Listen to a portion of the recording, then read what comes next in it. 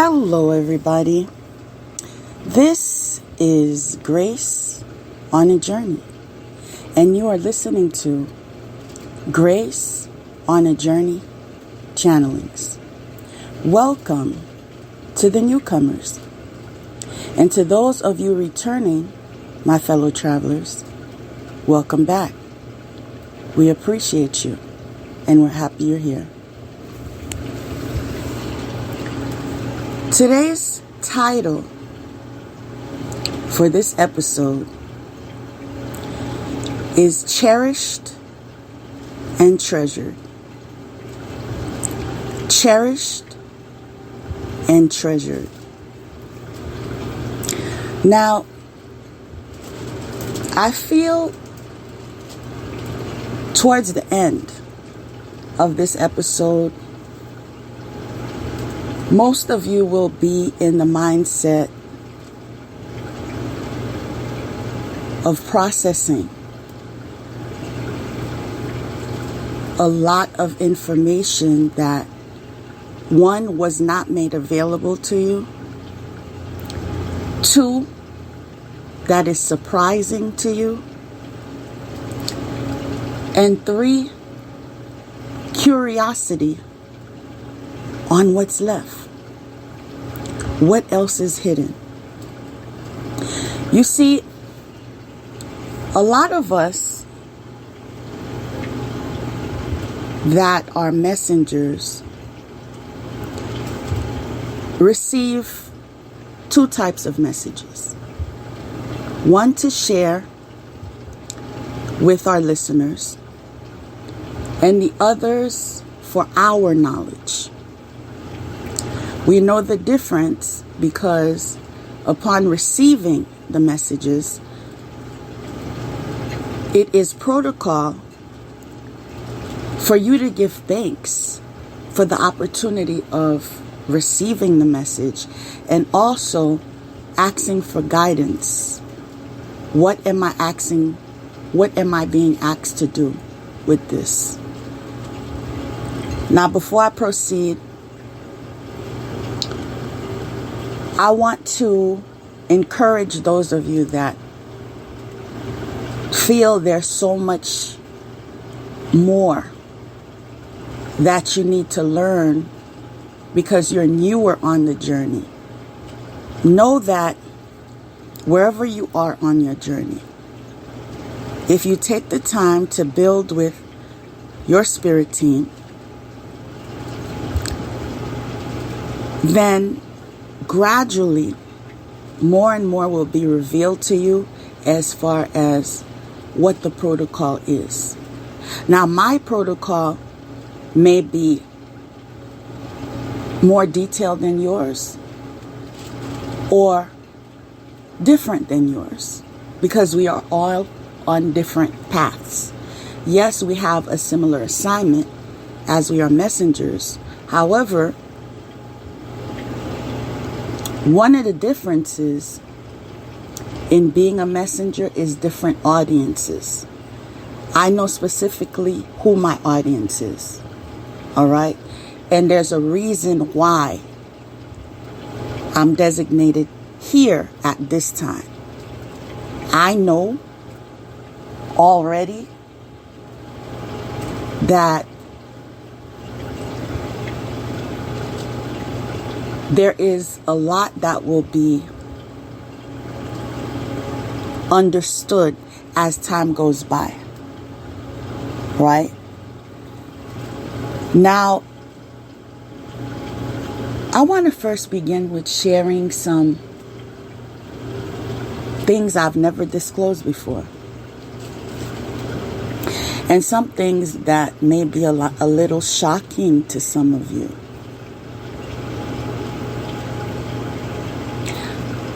I know for a fact I'm not the only one being targeted. In fact, many people around the world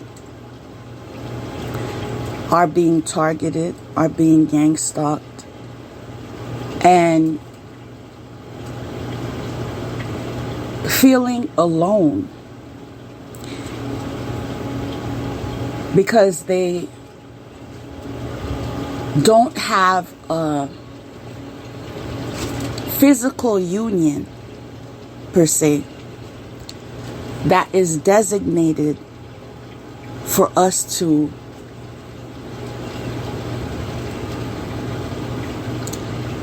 formally unite and fight back. We're left to standing up for ourselves with the company of our spirit teams, right? Including God, our angels, our ancestors, ascended masters, and so forth, right? I know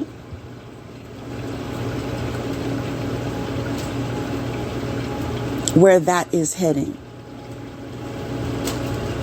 but I'm being asked to refrain from that right now.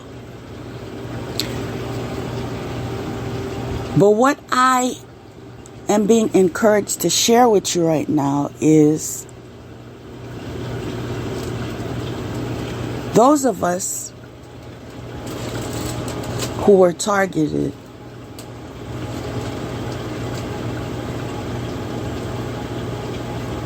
this was destined.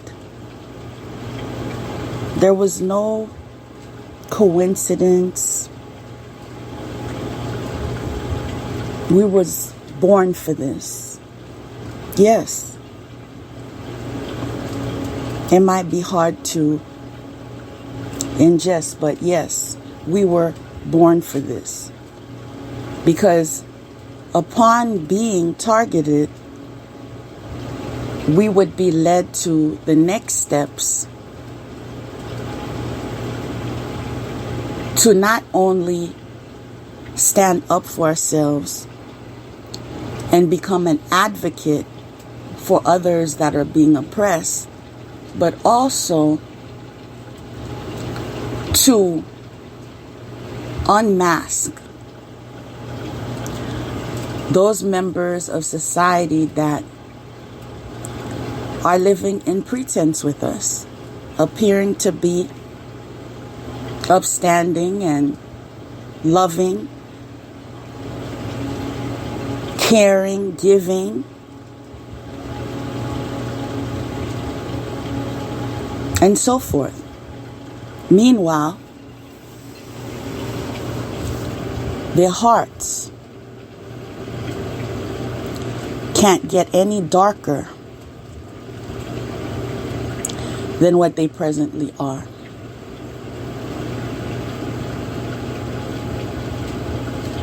Hate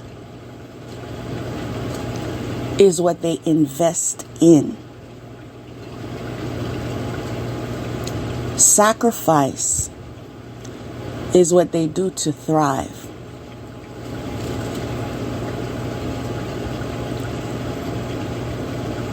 They are soulless beings that are possessed by dark entities that are called to not only get those of us on assignment off track,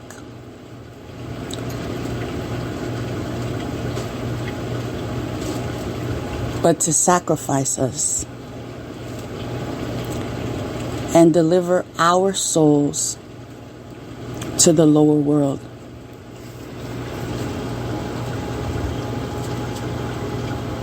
Yes, it does make me emotional when I share this, because although I know it's truth, it's still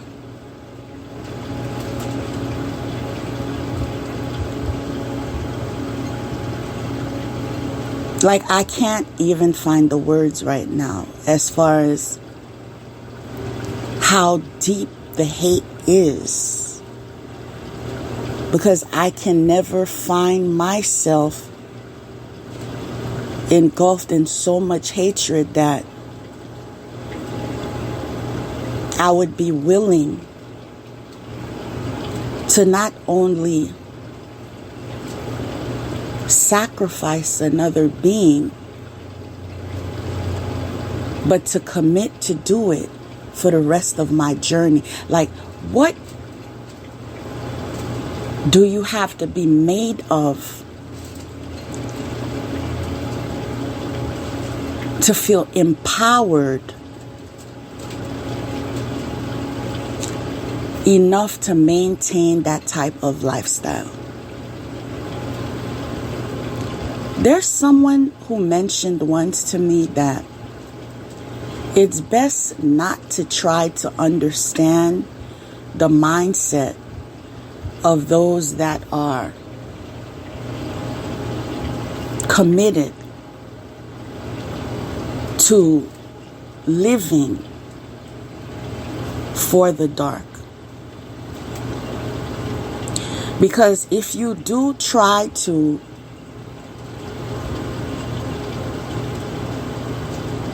read in between the lines and process what you're overlooking, it's very likely that you'll trap yourself in that type of warped reality and may never be able to find yourself back to sanity.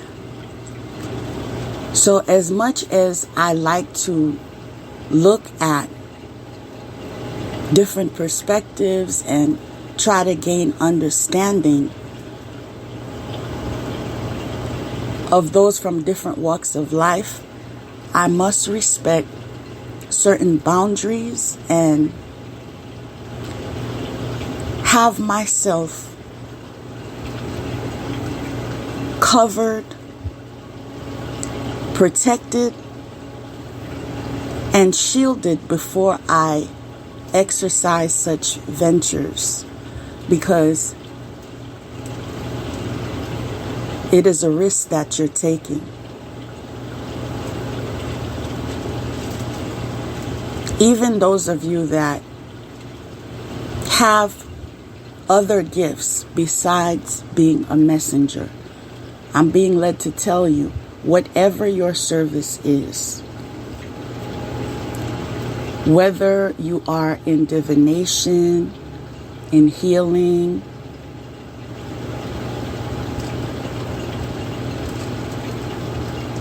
whatever your expertise is, please shield yourself before you engage in whatever activity. And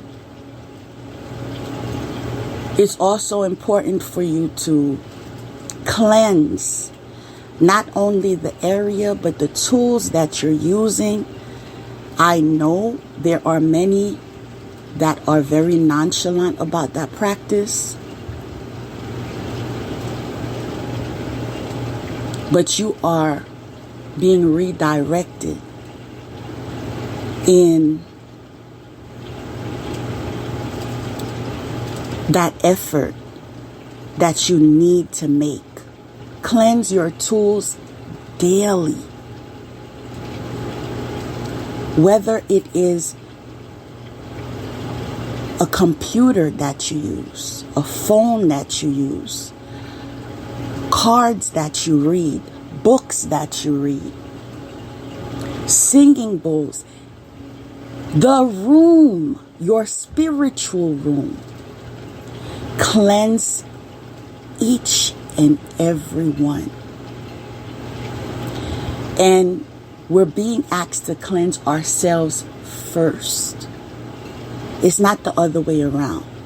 You don't cleanse the tools before you cleanse yourself. Cleanse yourself first. Be at one with that energy of being cleansed, right? That's when you proceed and you go to cleanse your tools, your room, the other areas of your home. And upon ending whatever service or meditation or ritual that you're partaking in. Close the portals.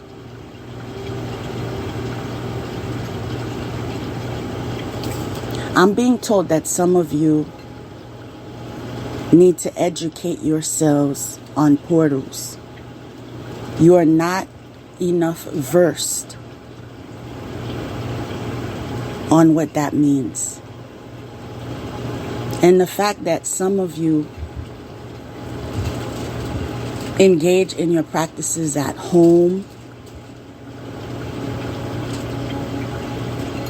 your place of living with your family, it is very important that you close the portals from your spiritual connections. All right? It's okay if you have very limited information on that, because this is a sign for you to read about that, learn about that, and grasp the methods necessary for you to practice routinely. This is not something you do from time to time. Let me remind you. This is something you do every time you engage in these types of spiritual activities. All right? And after you close those portals, make sure you cleanse your home or your workplace. All right? And remember to start with cleansing yourself. Okay? Then cleanse everything else. Increase your spiritual baths.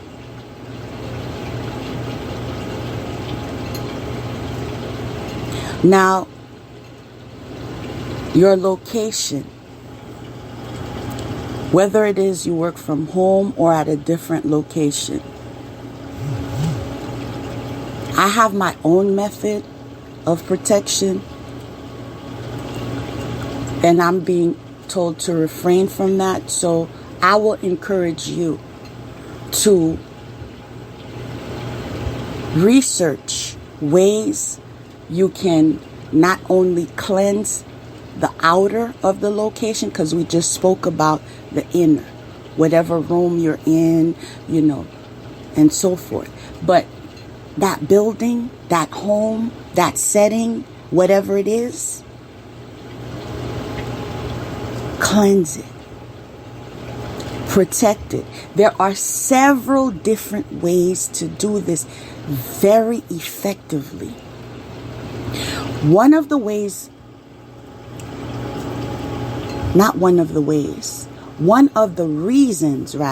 why you want to do this is to be accurate in your findings. A lot of these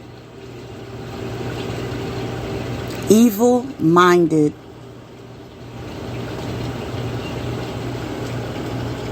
dark agents are presently attacking your tools.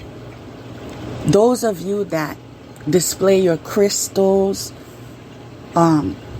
or you wear them on your wrist or on your neck or on your earrings and everything, if you haven't been cleansing them, let me tell you, that's a disservice to yourself. Whether you are on video or, face to face, just know they are at work as well. Yes, there is power in these stones, in your tools and everything. But there's also the terminology that you do not want to neglect, which is called programming. Upon purchasing these crystals or singing bowls or cards or whatever it is that you use, did you know that you are to cleanse them first before you program them? And I'm hearing some of you don't even program them. And again, this is not to put you in the mindset that you don't know what you're doing, that you are not versed enough in your practice, and put you in doubt. I'm not doing that. All of us had to learn. Okay? And some of us knew these approaches. They were given to us before, but you may have forgotten them. Or you may be neglecting them, and that's why I'm told to repeat them to you. Okay? You may feel like, oh, I got it from a store. It's good. It's good because it says helping hand on it. Because it says evil away on it. Because it says purification on it. Let me repeat myself. It does not matter if it came in a nice shiny bottle and it has the word helping hands, purification, road opener, whatever it is. You need to set your intentions to it as well.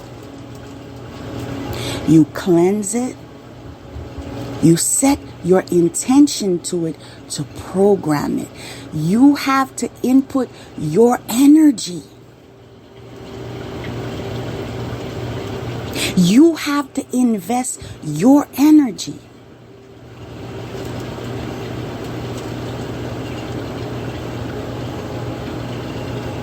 There is a lot of work that needs to be done because a lot of us are very comfortable and neglecting the fact that we are in the middle of a spiritual war. You may feel comfortable because, oh, I am on the right side. So I'm okay. It's all good. Yes. It is to your advantage if you are aligned with God and His people. But God likes cleanliness. All right? And He likes order. There are ways of doing things.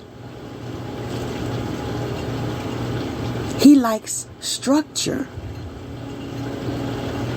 This is not to overwhelm yourself. Oh my goodness, there's so much to learn. What am I to start to do now? And you know, I need to catch up. And no, we're not going for anxiety. That's not part of the journey. Okay? The best approach, if you feel you have a lot to catch up to right now, the best approach is to go into prayer and ask God to lead you to each step one by one. Help me to remember what was said and inspire me what I need to write down. Then help me to target which one I need to start first. Little by little, God, help me to do it in baby steps because I just want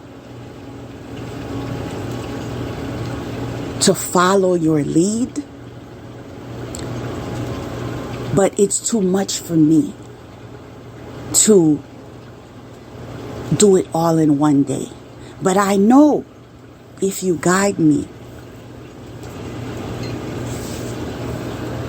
I can get through this. Because there are priorities here. Not all of us read cards, right?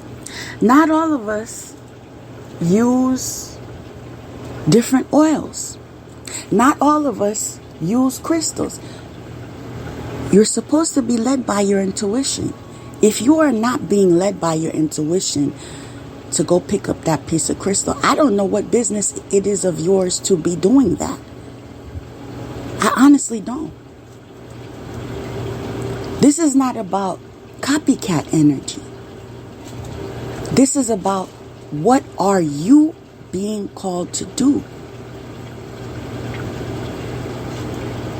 So the priority right here is not even the material stuff. The priority right here is for you to build a relationship with your spirit team, primarily God.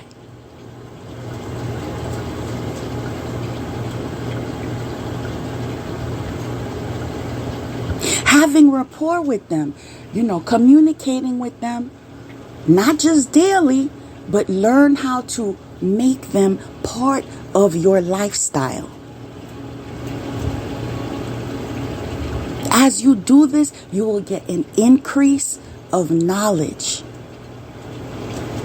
which will lead you to an increase of resources, which will enable you to not only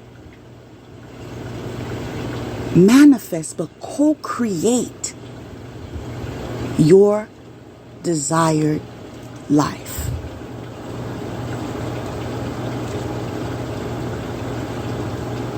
Keep in mind, that desired life is aligned with your soul's purpose. It was predestined before you even arrived here. This is why from time to time I tell you, remember, ask God to help you to remember. There are lots of helpful information that are available to you. But the reason why you may not have conscious access to it, you have not requested it. And as much as we feel, well, why isn't that information given to us? It's because this is a gradual journey. This type of information I'm giving you, maybe last year, wouldn't be useful to you.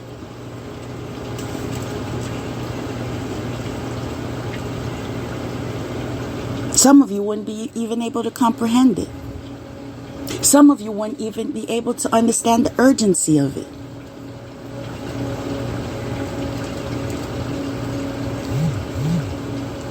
It happens gradually because you awaken gradually. It's not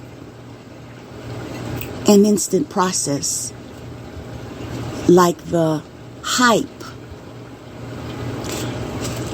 that many believe in. You don't just wake up one day, I'm woke. No. Now you've been lied to enough. All right?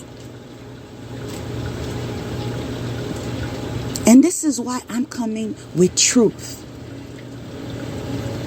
Because the lies they're telling you are causing you to make mistakes that can't be reversed.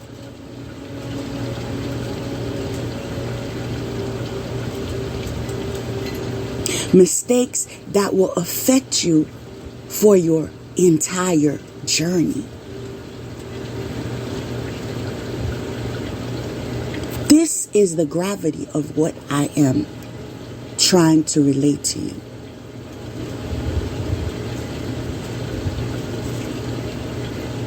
And as much as we need to connect with each other and be kind, extend ourselves by, caring for one another and showing love and all of that.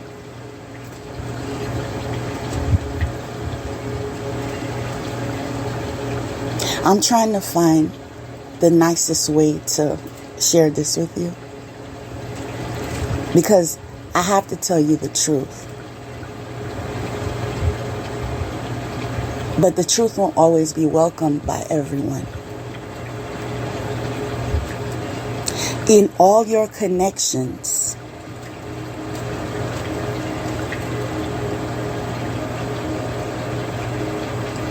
know that you're called to be different. Know that most likely you will be the difference in your circles.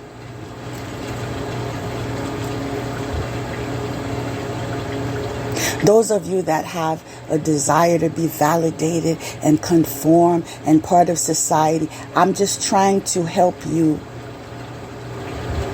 to prepare yourself for what's ahead. You were not sent here to fit in. You were not sent here to be part of. If you can identify with what I'm saying, most likely you were called to be a leader.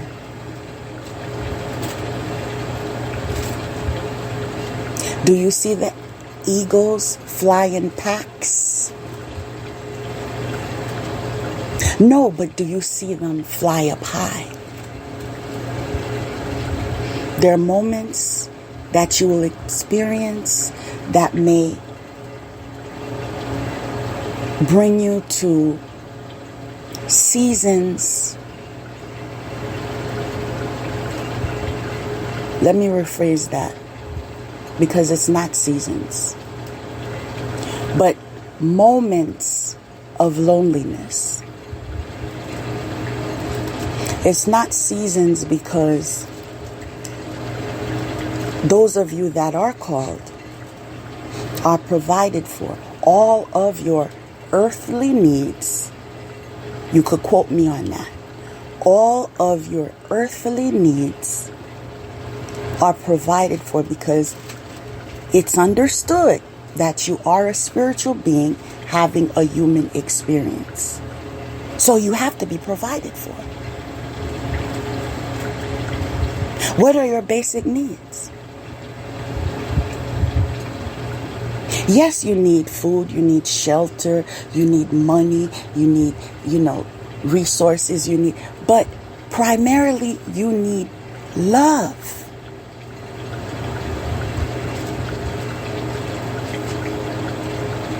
God is love. And due to His grace, He will bless you with love in abundance. Don't just know that. Claim that.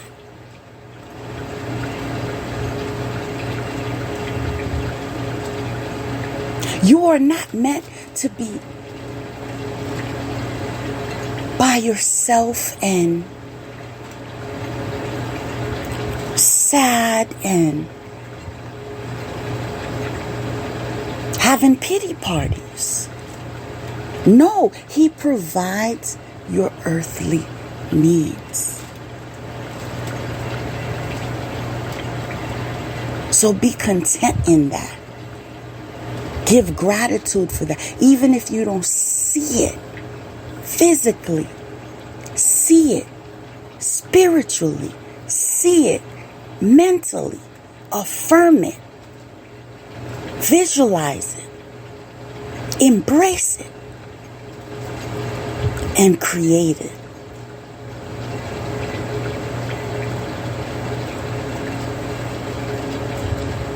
You are not only to claim you are in power,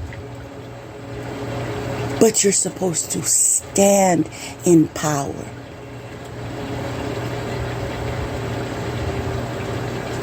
in the knowledge that what is mine is mine.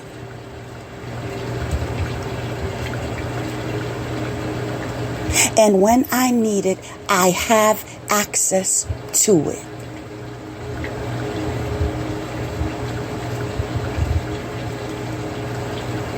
Have you claimed that authority in your life?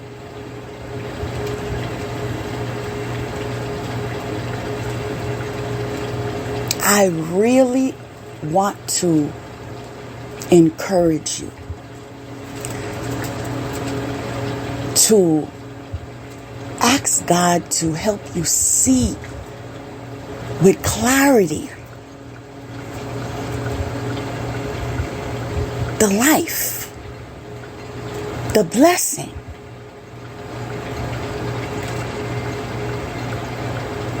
the treasure that you are. Because you are so cherished, you are protected beyond measure.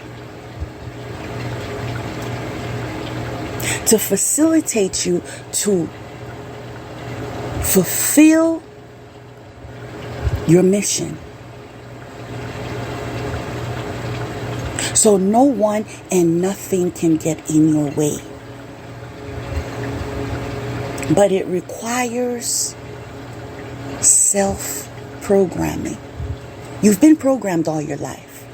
Well, this is the time for you to program yourself. You do this by receiving guidance after your requests and affirming it in your life.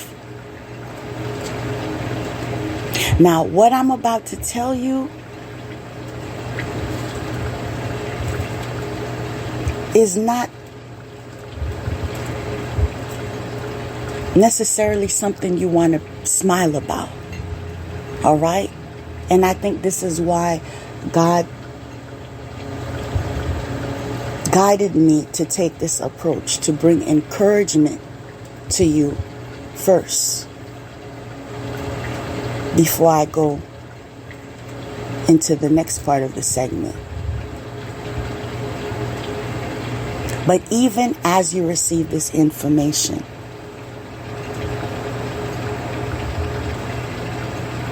I want you to ask your angels to raise your vibration. And whatever that you can identify with that may make you feel triggered in some way, ask your angels to assist you to transmute that energy from negative to positive and help you to utilize it to be of assistance to those in your circle. Because there's a reason why you're here. And there's a reason why you're being made aware of what I'm about to share. A lot of you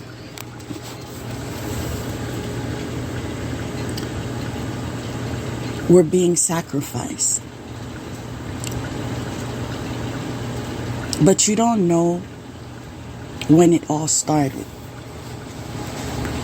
And you don't know how it all started. But I'm going to share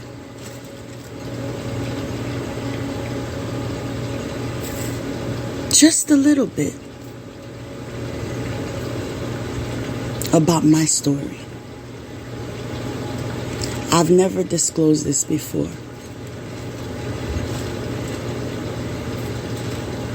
But God brought this to my attention long ago. But I was never led to share it until today.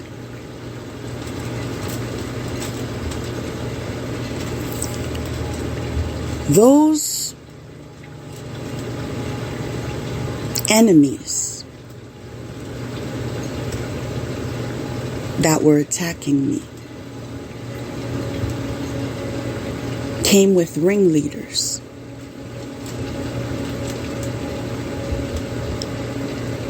Some who know, I know who they are. And others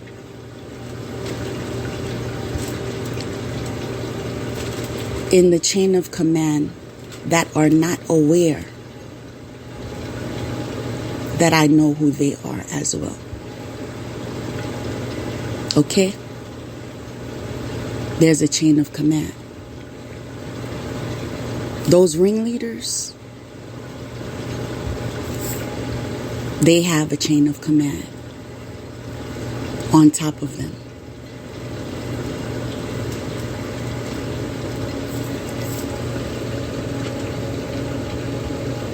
Now, many of these people that were taking this approach to target me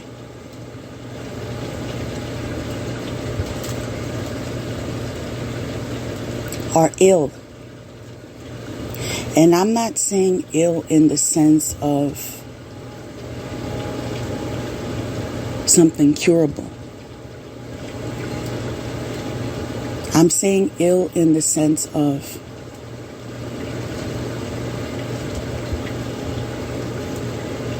there's no coming back from it.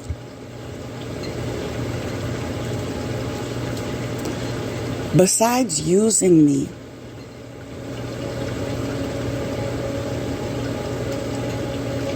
as target practice,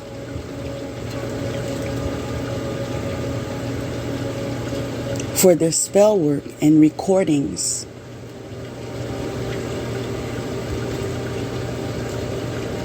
in order to profit off of, they were also looking for healing.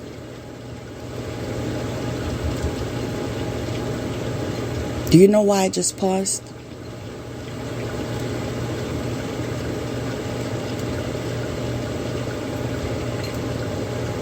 I just paused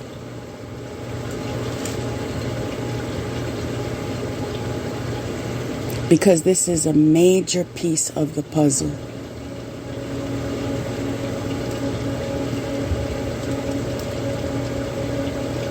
Those of you who are truly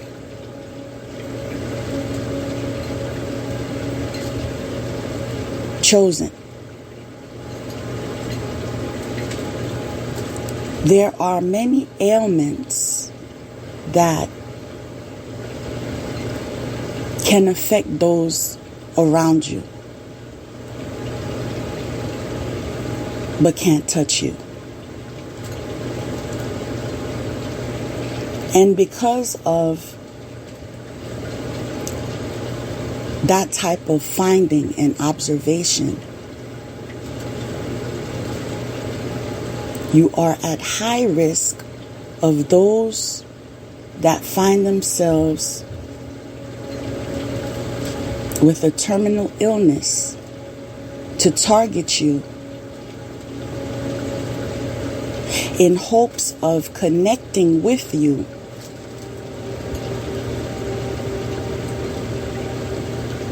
to not only transfer their illness to you, but to receive healing, miraculous healing from you. And this is why they wanted to trap you. They wanted to not only receive healing from you,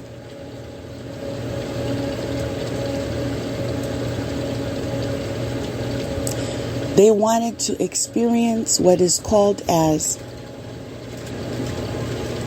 soul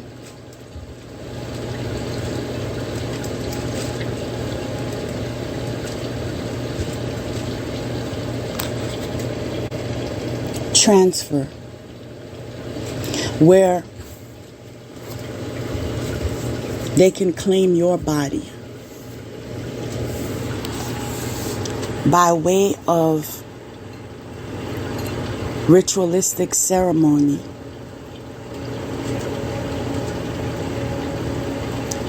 and demonic guidance and assistance. And upon entering your body astrally,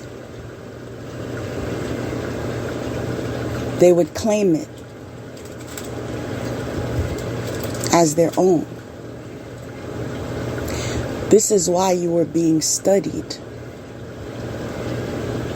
Your habits were being studied.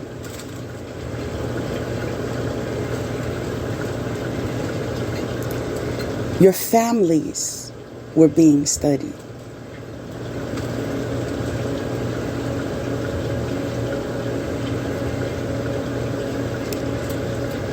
Your electronics were being hacked. Your signatures were being practiced. Your social security was obtained. Your banking information was obtained. Some of you are not even aware that besides the voodoo dolls that were made with the hair, with your hair that was stolen,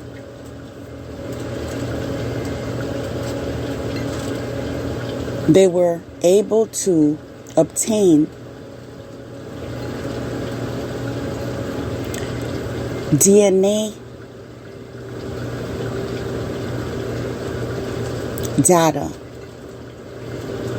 from your hair strands.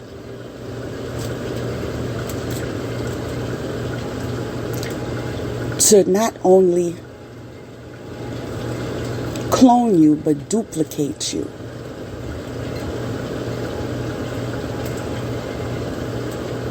This is something that's going on worldwide.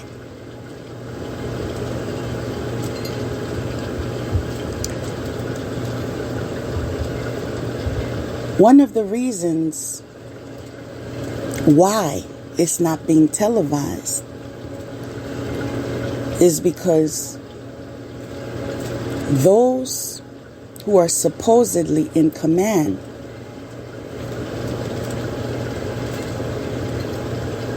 and part of governing, some are profiting.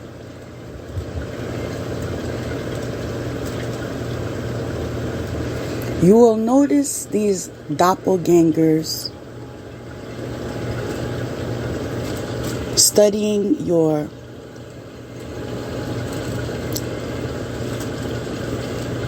gestures, your body language, trying to adapt to your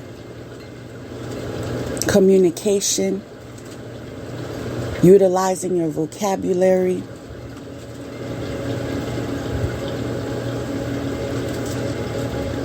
trying to change their wardrobe,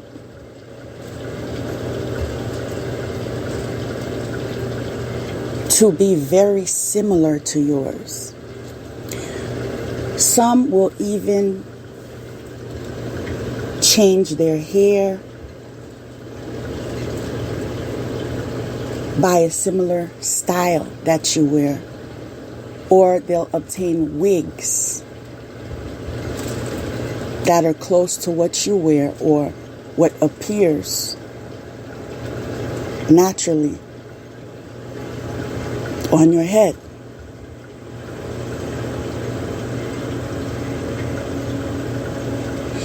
Now, I'm very aware that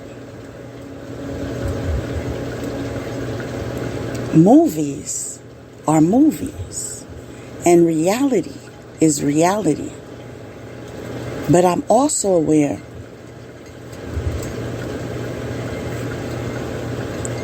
that movies also, let me rephrase that, art, which is also part of acting and so forth, art imitates life. A lot of this information is available on the things you watch, on the things you listen to, on the books that you read. And this is why some of us, including myself, can gain a lot of downloads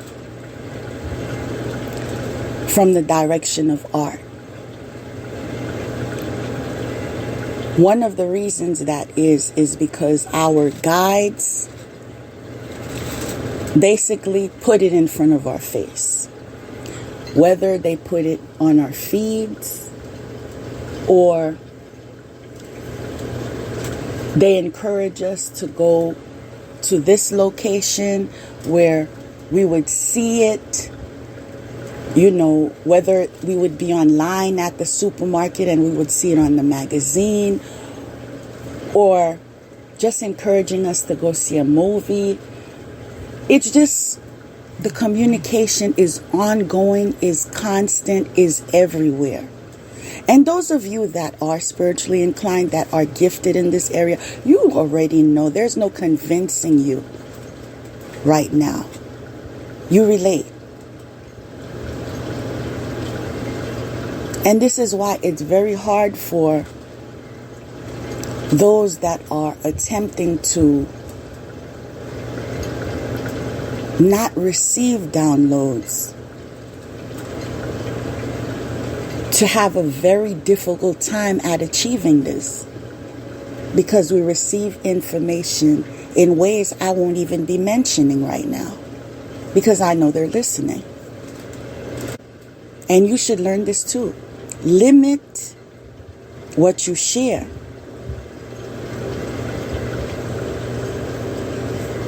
Begin practicing at a need-to-know basis. Now, I find sharing certain things with you because I'm called in this type of setting where I don't only share my stories, but I give spiritual teaching. So there will be occasion that I will be sharing bits of information like today, but that is when I'm called to do it. I will never be rushing. Let me tell you about this. Let me tell you about that. Did you know about this? Did you? No. That was yesterday. That was people pleasing. When I wanted to share everything I had with everybody and show love to everybody. But since my awakening, or the process of my awakening, I learned to exchange energy. If I am releasing, I should also be receiving. Not only in resource, in energy, but also sincerity. It is not my job to train my ops. No, we're not here to make it easy for them. If they're strong enough to have the gall to stand,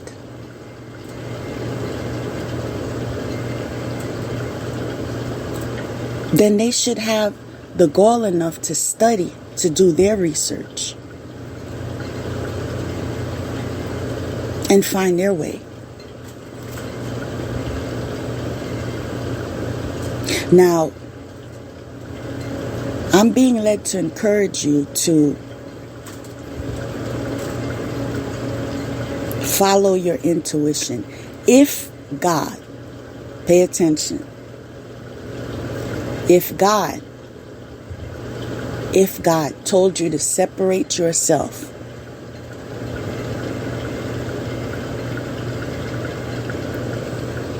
from a person in particular, a group in particular, a vice in particular, or generally, people, places, things, and energies that are no longer in alignment with my highest good. Let me start by saying save your life. That's number one.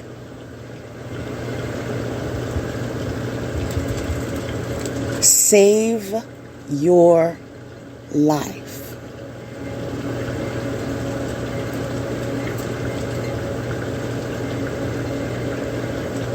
This is stemming to your mental health, your physical health, and your spiritual well-being. Because once one of these areas are affected,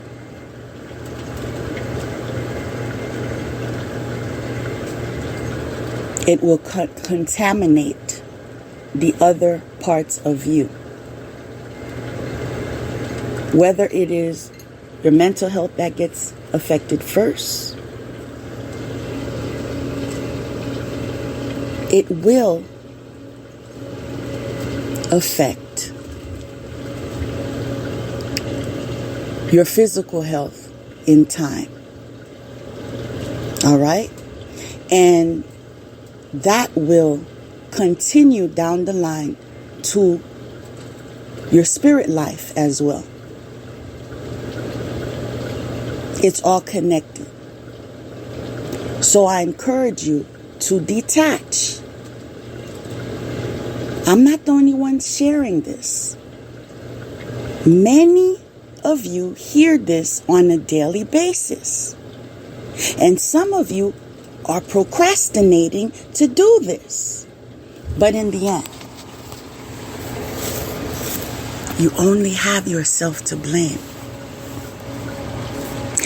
You can't say you weren't warned.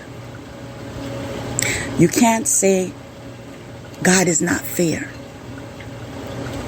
You can't say you didn't have enough time. So what are you going to say?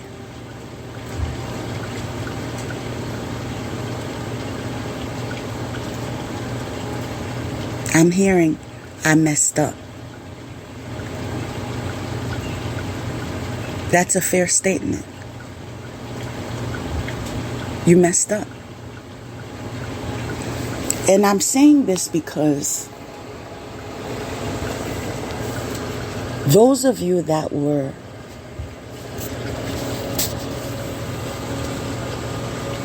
attacked by those who are not yet diagnosed with some type of terminal illness. And I'm being led to say acquired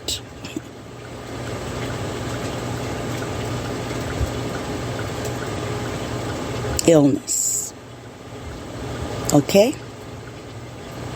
Acquired.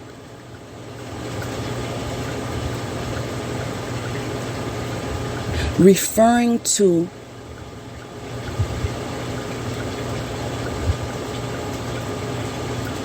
the fact that it is contagious.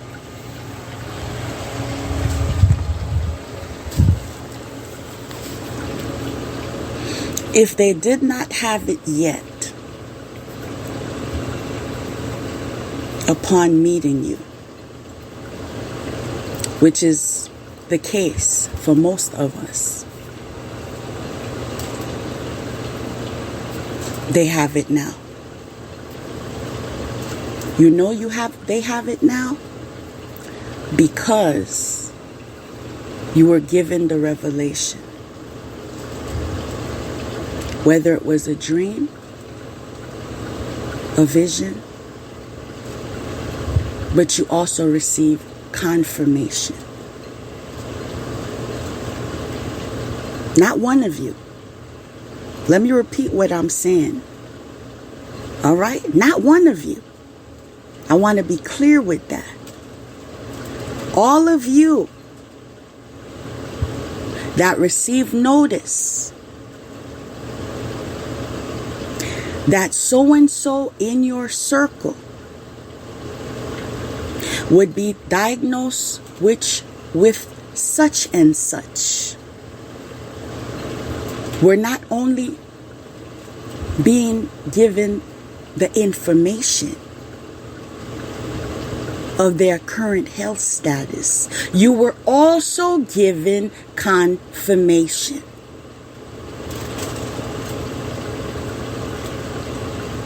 Every one of you.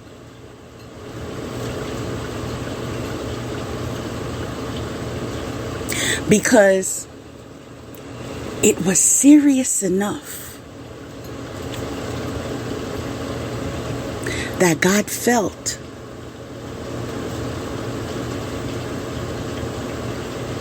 a confirmation could not be avoided. In order to conduct yourself in a manner, again, let me repeat myself, save your life.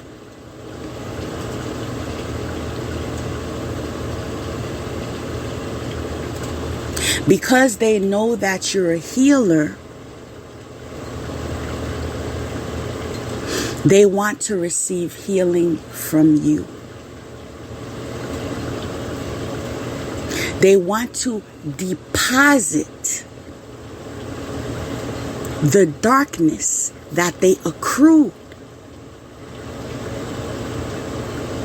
from the depths of hell and infuse it to you. Do you hear me?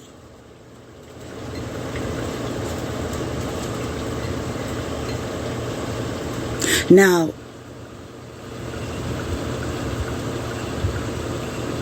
there are those who don't know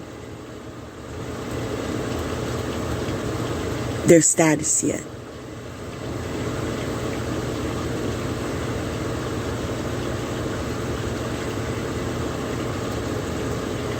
Because they're afraid to receive it. They're afraid to get tested. But let me tell you,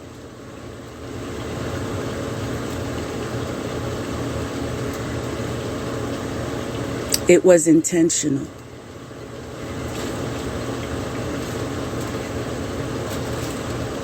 That person was aware of their status when it was transferred to you.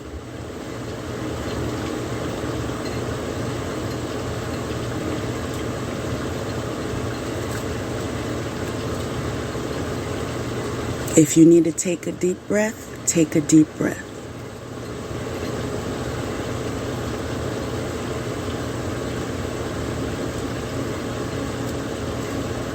And just keep on breathing.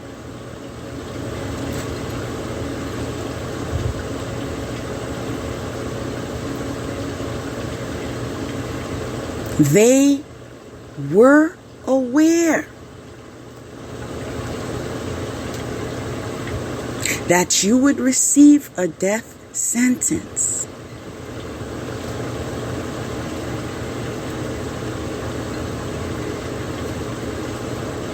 And they gave it to you.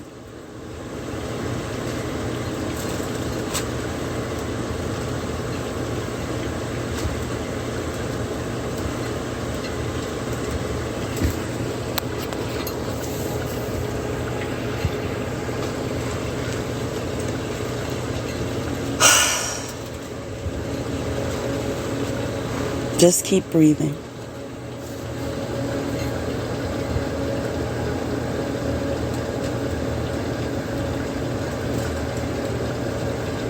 If you feel lightheaded, or if you feel like an ice cube,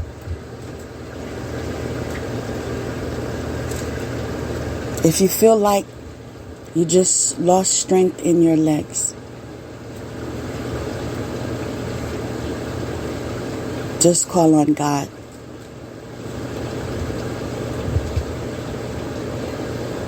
Ask Him to help you.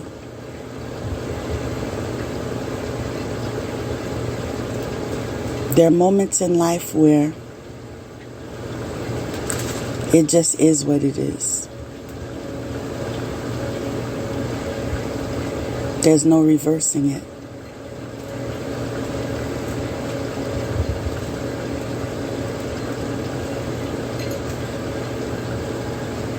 And there's no way of transferring it to someone else to save your day, as that would be wickedness. Confirmation. That would be wickedness. I'm told to say it again. That would be wickedness. But I want those of you who know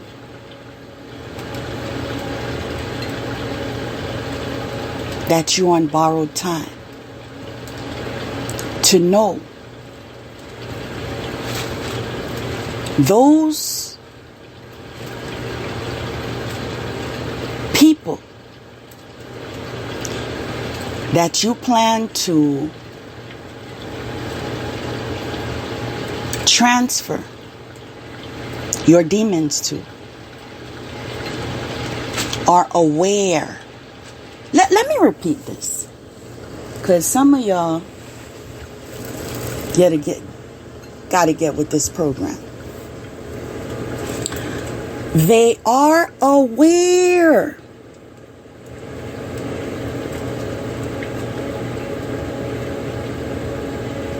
they are aware of your intention. And this is why that tombstone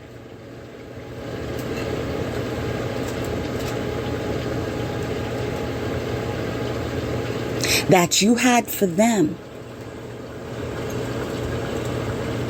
presently has your name on it, inscribed.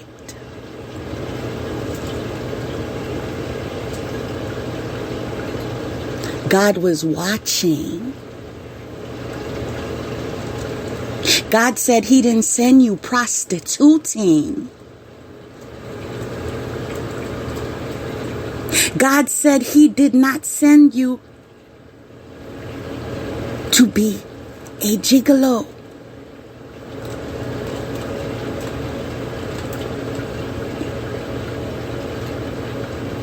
He did not send you to be a gold digger.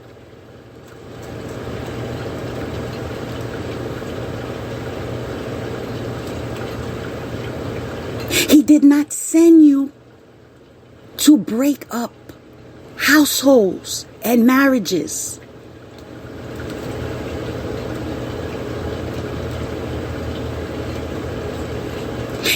He did not send you to your orgies. He did not send you to rape.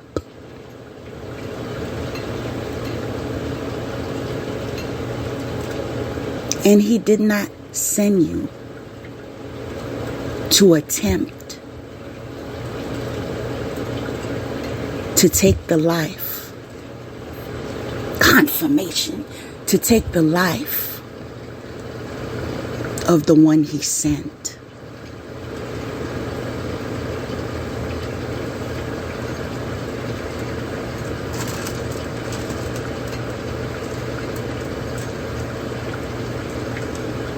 You never had a chance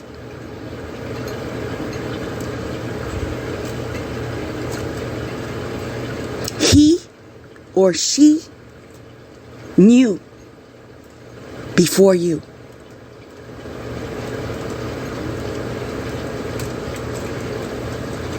But he or she was also told to be silent until I tell you to talk and speak the truth. This is the legacy that you leave. A killer in identity and a thief.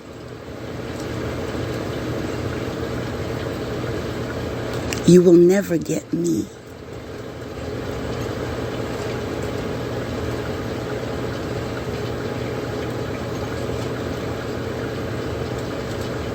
Never.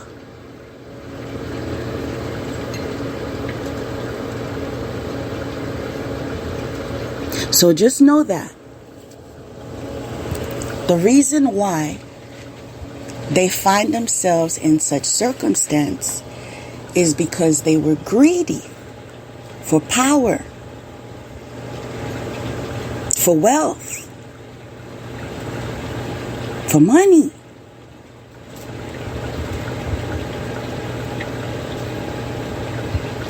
And they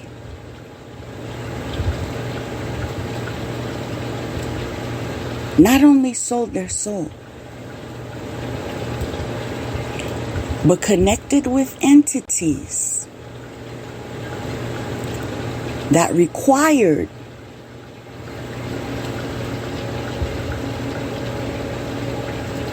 for them to continue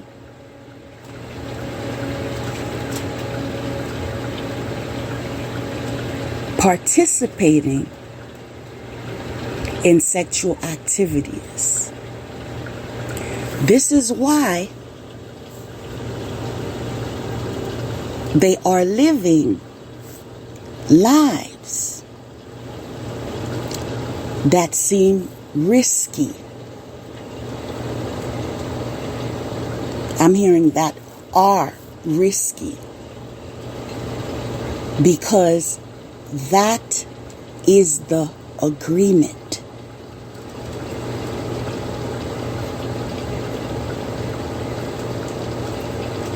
As they collect bodies, they increased in energy. And so if you know you are called,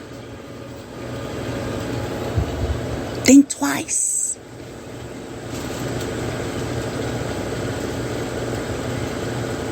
Before you open your legs. Think twice. Before you chase waterfalls. Especially those that you're not used to.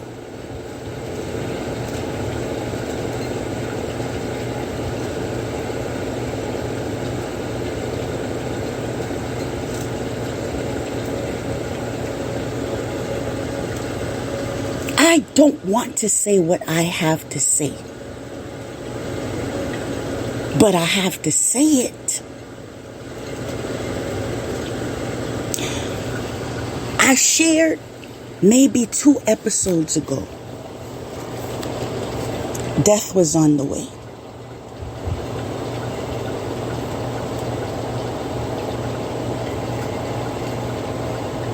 Yesterday,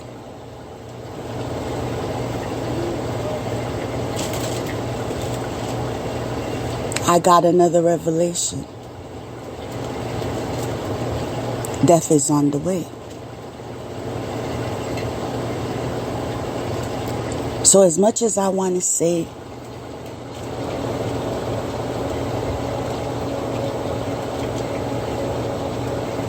it's going to happen, but we don't know when. Nah, I can't say that. I can't say that when I'm receiving these downloads day after day after day after week after week. I can't say that.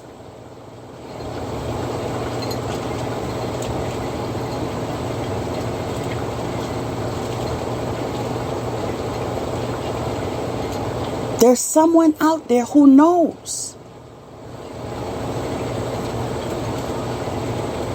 Their time is up.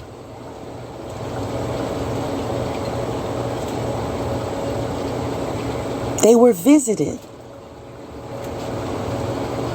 by those who are already in the spirit world. Yes, you.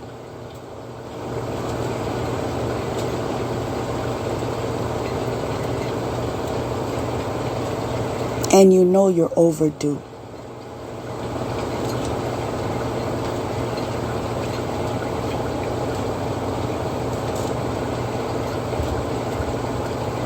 Now this happened because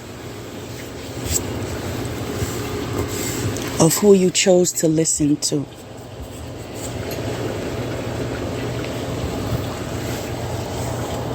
When you ask God for something,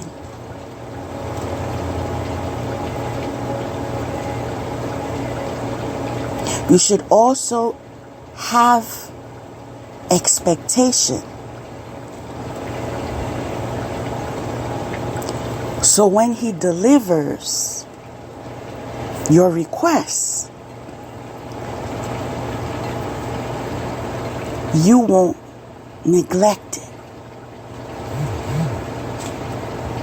See, a lot of you asked God for favor.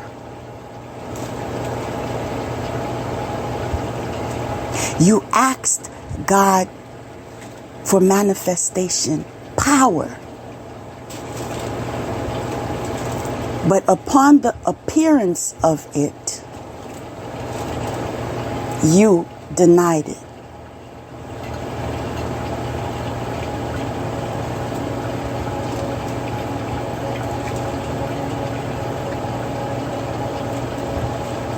And now you have to pay for it.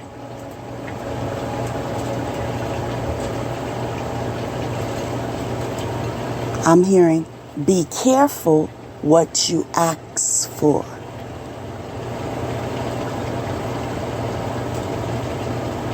Because when you ask God,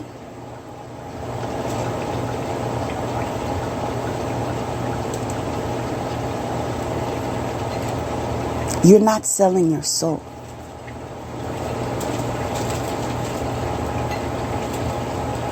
But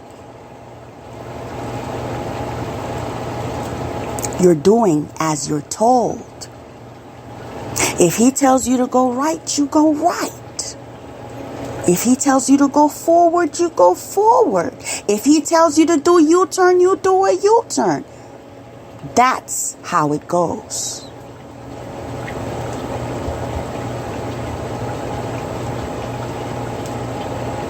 Before you sign the contract, know all the facts.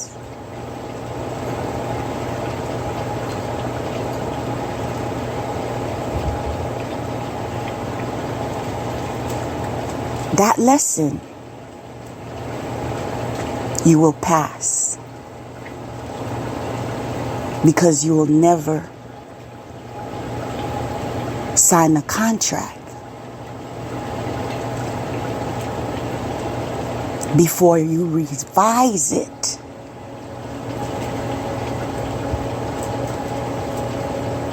Again.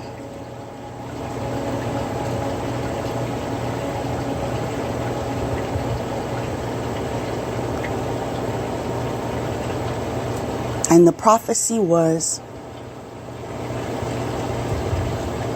that many of you would be witnessing many from the evil crew receiving their judgment. They would be receiving their judgment on an international platform so that others can learn from their example. That is the trick when dealing with trickster energy. Because you did request fame. You did request money.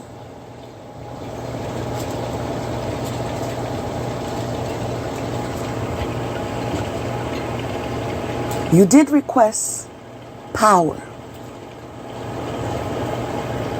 Indeed, you were provided with temporary power. You were provided with temporary money.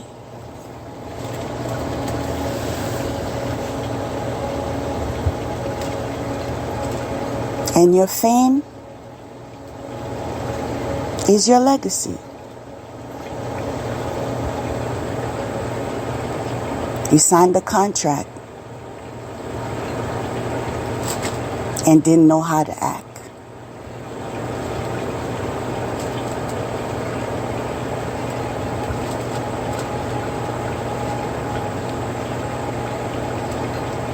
Now I'm going to go to the spread.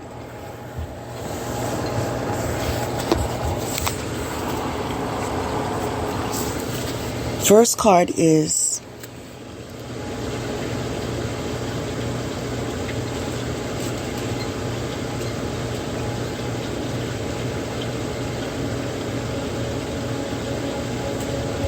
Knight of Swords,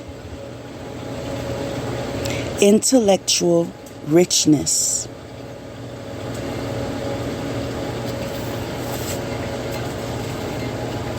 Next card,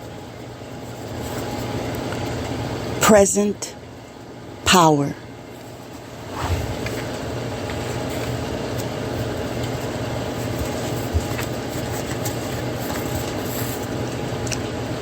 Thought vibrations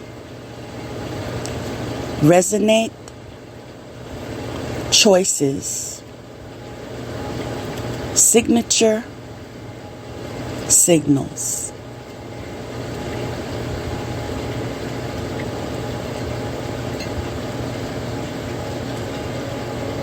I'm hearing, be careful what you meditate on, because you think of it first before you do it. If you have greed on your mind, jealousy on your mind, theft on your mind, killing on your mind, what's next? And more importantly, what's next after that?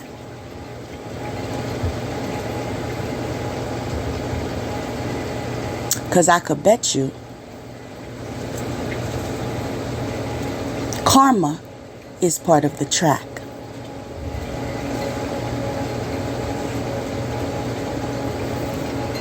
Thought vibrations, resonant choices, signature signals. So when you premeditate it, when you consider the pros or the cons, when you feel that you could get away with it,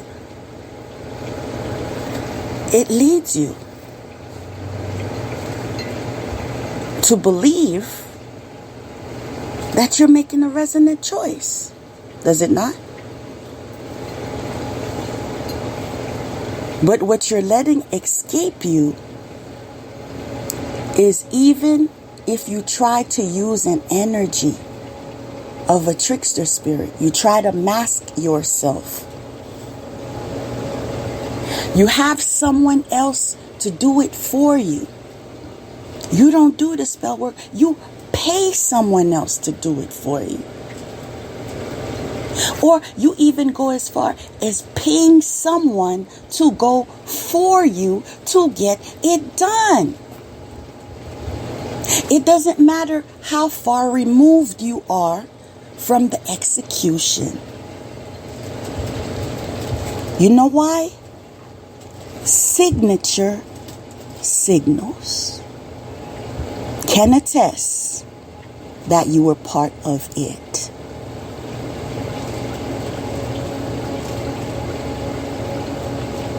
You can't hide from God. And the universe has its eyes on you. Even though you choose to not have a clue.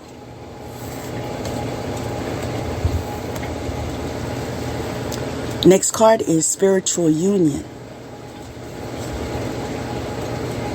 So there were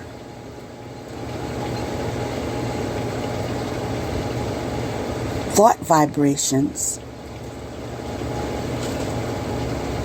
and resonant choices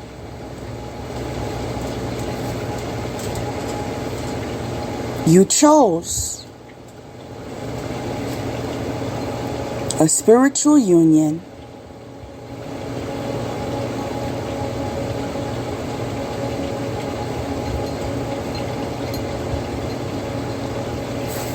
because those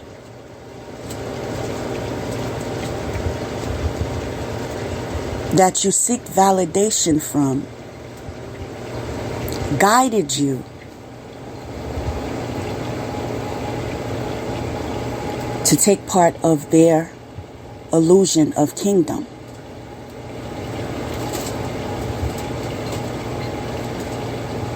When in fact,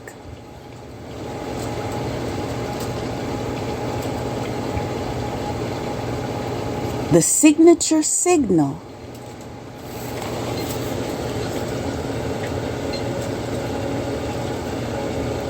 was their expectation.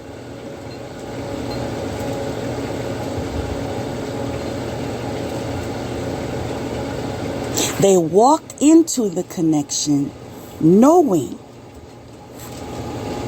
that they did not possess the signature signal.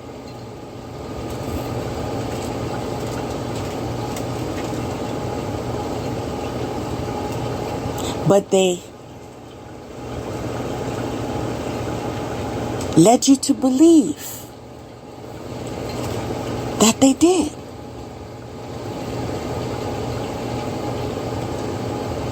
And now that you're on your knees, they confess. I just wanted to be her.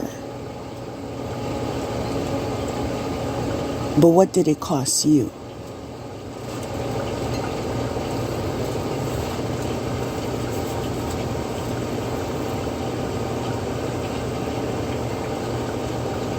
The fact that I'm seeing present power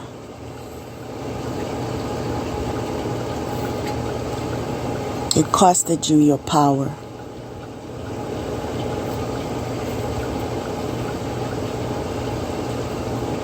And your intellectual richness. It also cost the gift that you sacrificed. You see, upon sacrificing, a lot of you were under the impression that your gift would resemble bling, when in fact,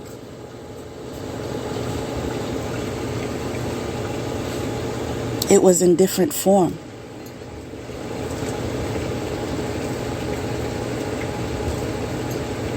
You sacrificed your gift.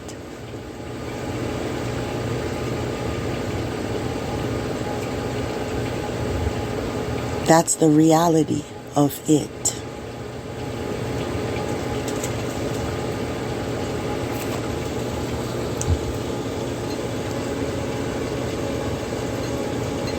Now, upon learning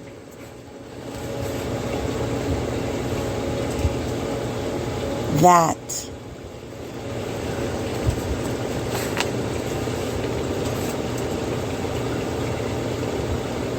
she was up for sacrifice in exchange for money, power, fame,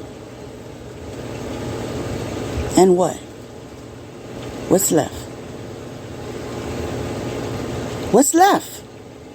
We said money, power, fame. What's left? Vanity. That's what's left.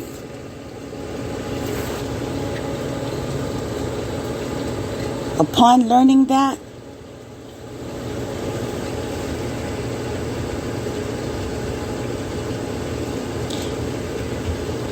the energy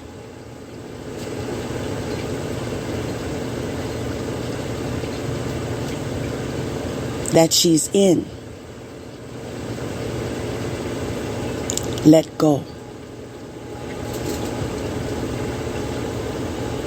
And what I find interesting about that, it's not a he say, she say, they say.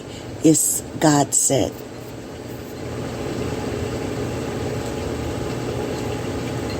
This was a matter that was offensive enough for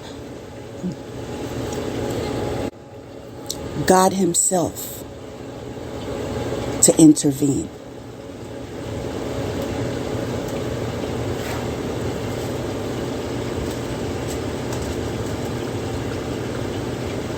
And although she was subjected to abuse, defamation of character, ridicule,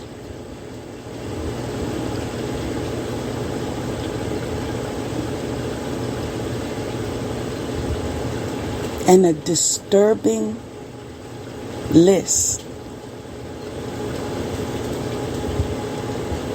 of further insult,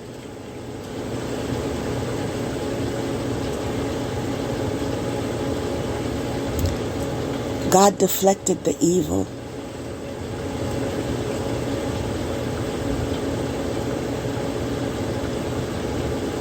Four of Cups.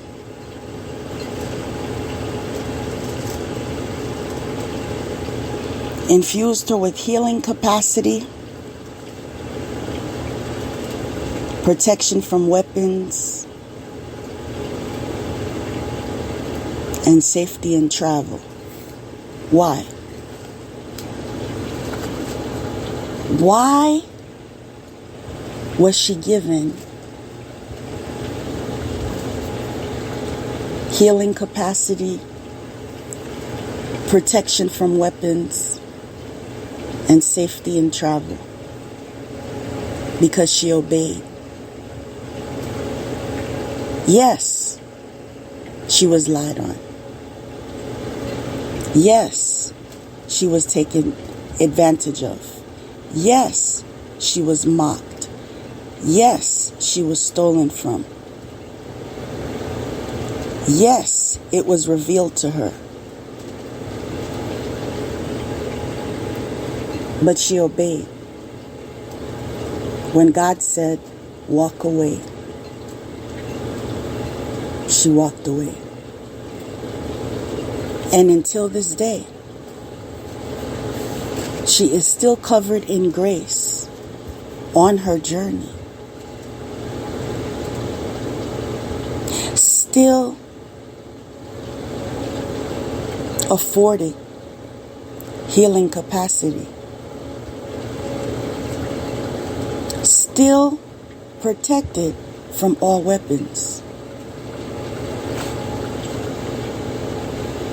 Still maintains safety in travel.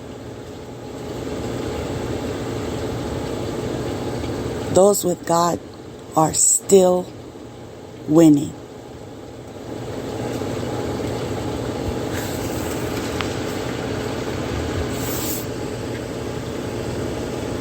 Next card is discovering truth. You stand in the light of truth. And what I love about this card is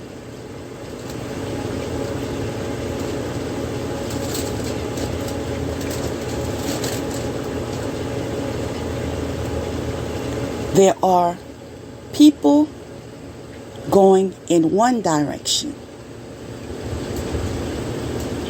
but this individual is going in another direction. Now, the reason why these people are going in one direction is because they see what appears to be a town that is flourishing. And to them, it just makes sense to go in that direction.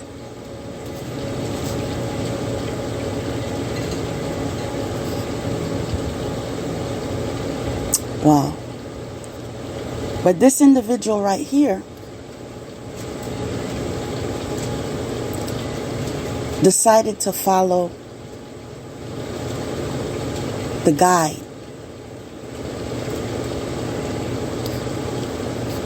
And the staff that he's using speaks to me.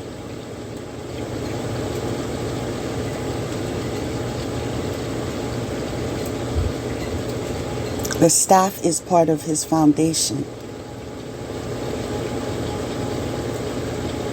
You stand in the light of truth. So even though there were those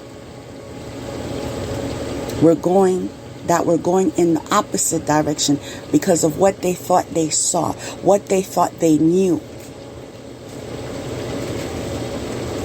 what they believed they would gain, the truth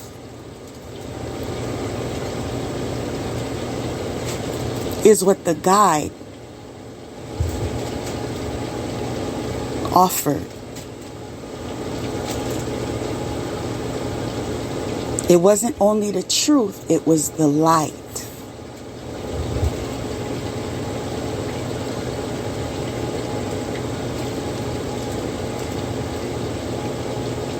I'm hearing love and light.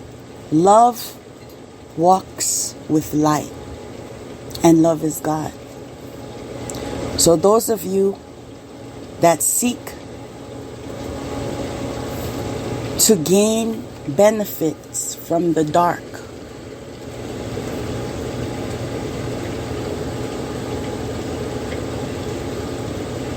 don't kid yourself.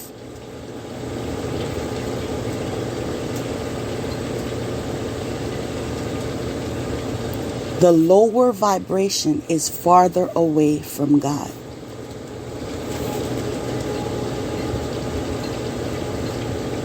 I know that went above some heads, but I'm just going to repeat it one more time.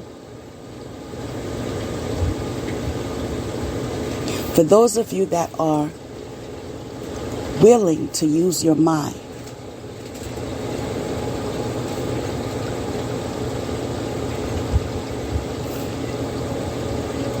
those that seek benefits from the dark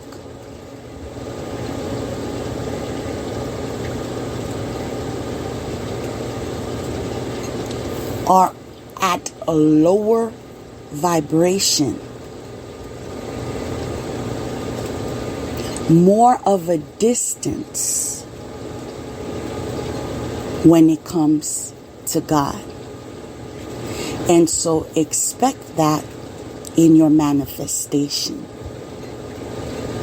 Because the illusion that if I am part of the dark, I control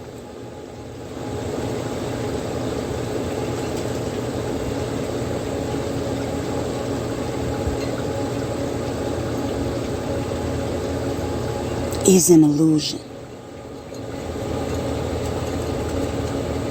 You You can test it for yourself. It's been tested and proven.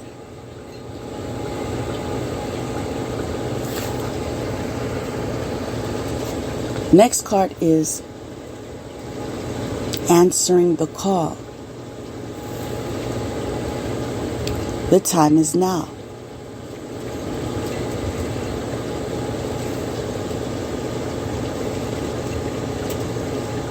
Who in here ignored the call?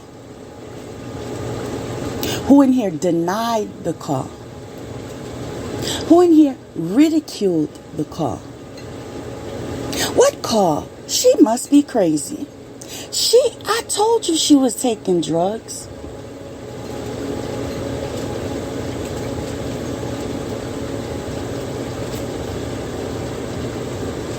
Answering the call raised her vibration.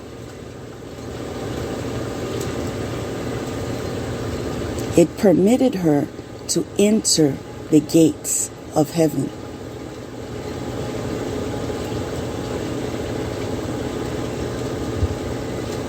Channeled message.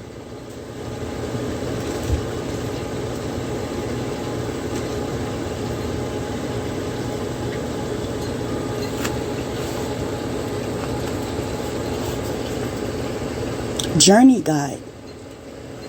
Travel. Change in location.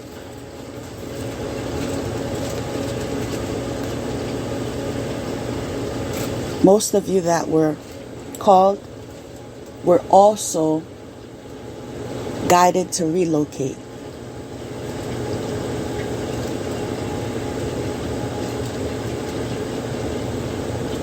Know that relocation will be very advantageous to you. There's a reason why.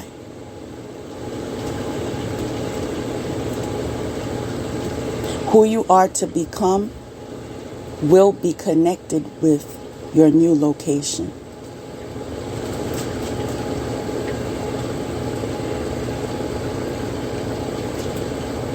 Some of you already know why.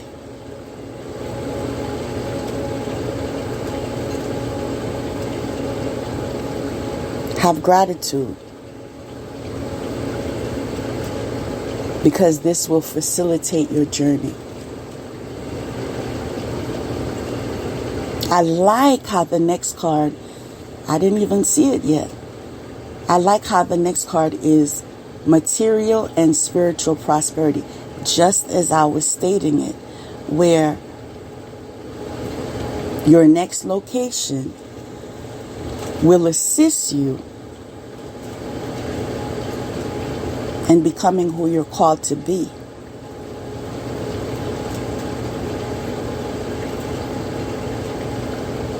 And that has to do with prosperity, right? Material and spiritual prosperity. Even if you don't understand it yet, where God is sending you. And when I say you don't understand it yet, you know where it is. But you don't necessarily understand what it is. That's next. Just trust. Besides, you know you'll love it there. There's no confusion about that. So you're just being called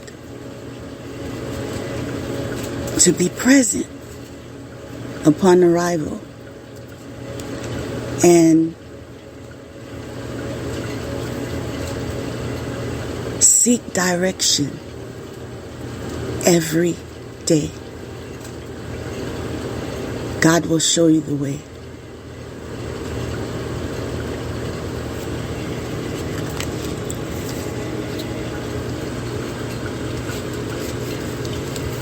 The next card is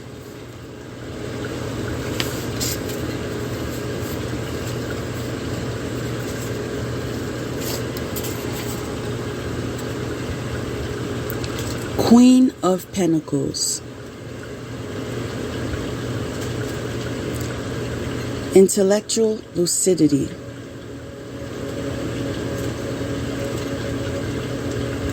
Compensation.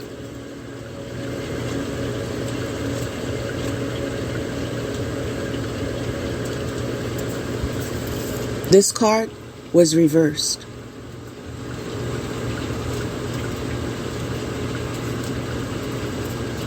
Which is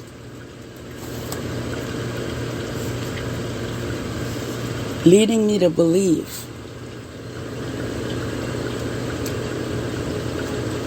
there were blockages in finances being made.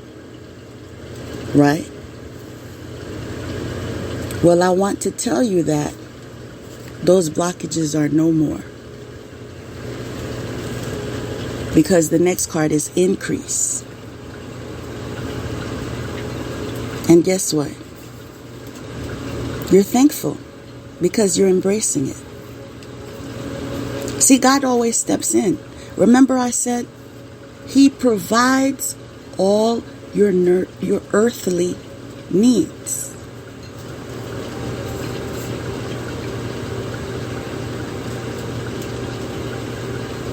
And whatever is sent your way, whether it is a money blockage, whether it is a blockage in clients, a blockage in creativity, a blockage,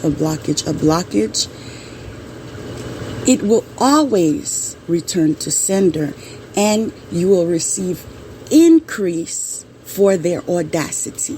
Meaning, they send you, I'm sorry, I just can't help but smile right now. It's unbelievable. The fact that they send blockages to you. For example, they could send a blockage to your household to interrupt whatever that you have going on.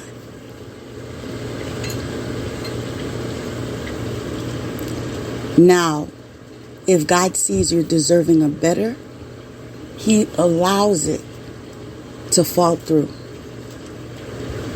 and gives you the best you've ever had. Right? At the same time, if they try to interfere with your money and God says, no, this is what I want to give her now. She will have more later, but this is what I'm giving her now. What happens?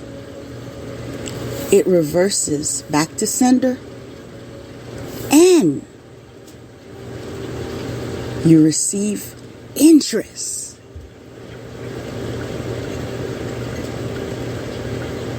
Can you say win-win? Because that's the energy we're in. Win-win.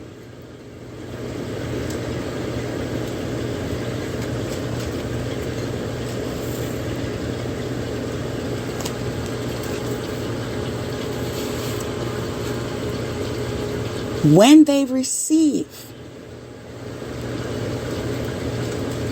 this back to sender, they will experience an emotional desert.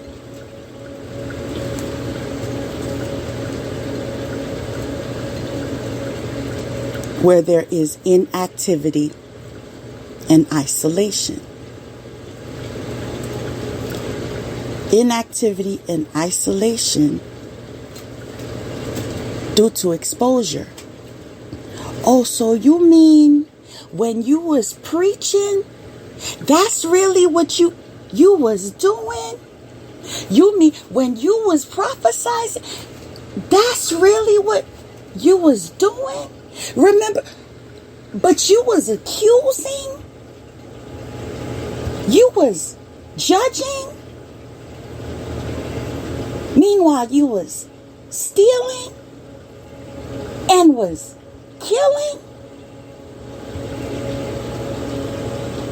Oh, I can't be around that.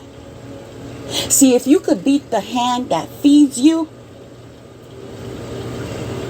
if you can bite the hand that feeds you, then I know you could come for me too.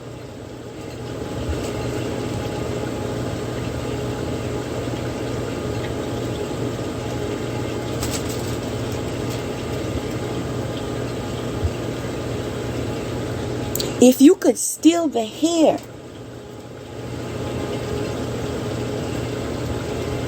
of someone that was there for you to give to a voodoo priest,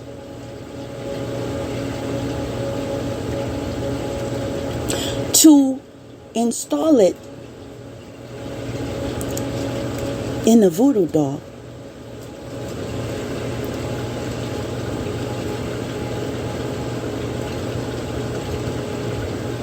you could do that to anyone.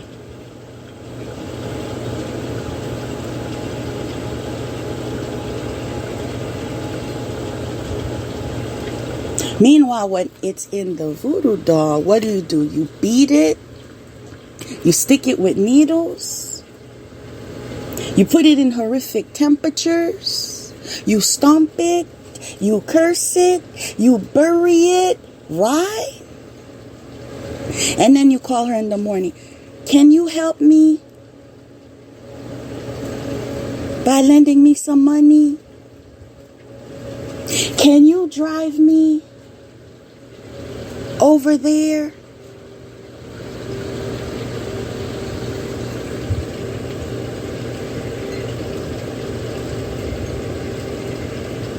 Can you while I kill you? Can you while I kill you? Can you?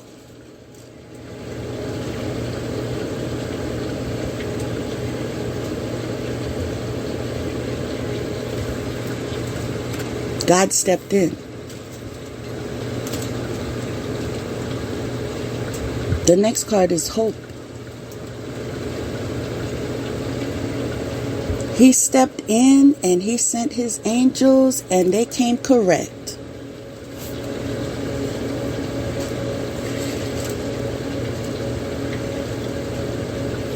Them coming in correct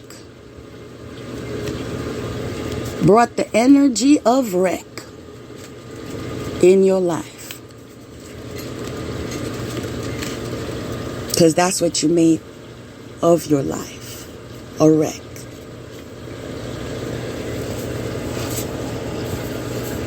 Next card is Wheel of Fortune. Advancement. And progress. Teaches, guides, and records events in the book of life.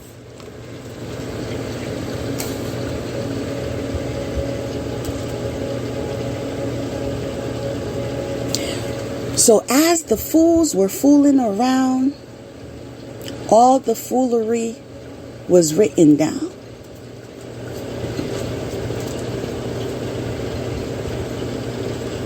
So when Karma was called to make her shifts,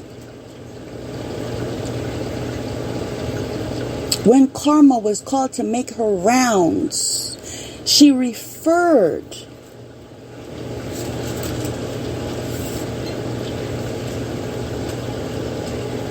to the record keeping.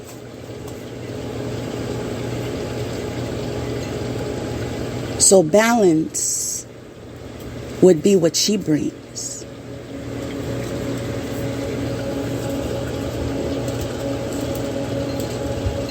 Upon Karma bringing balance is the cycle of transformation.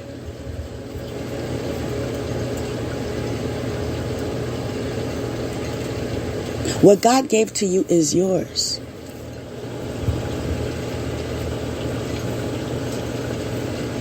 It cannot be taken from you. It's just a lie they tell you.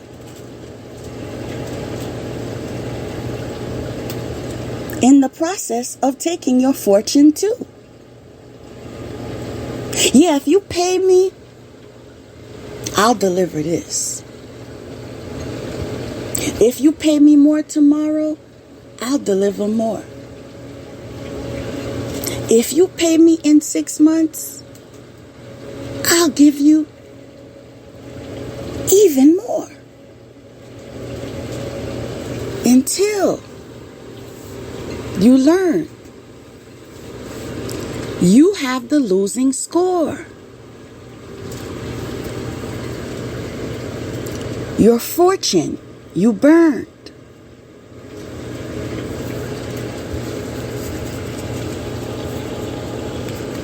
But at least now you learned. Next card is Guardian Angel. You are not alone. I sure am not. I am never alone.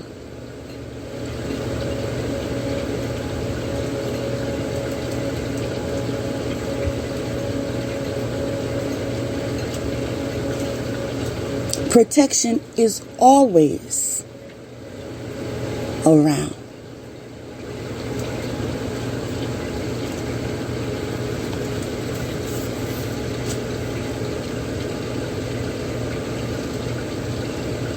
Archangel Haniel. Joy. Blessings. Intuition.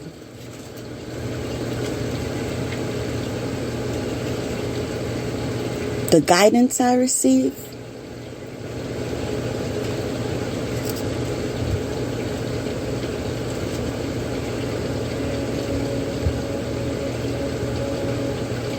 is what keeps me in that energy.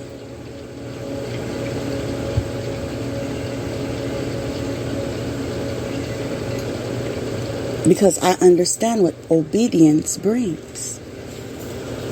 I understand that I must practice patience. The next card. Patience.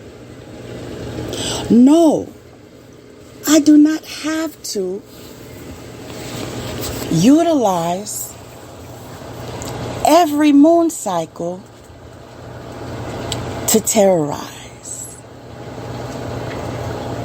to steal, to kill.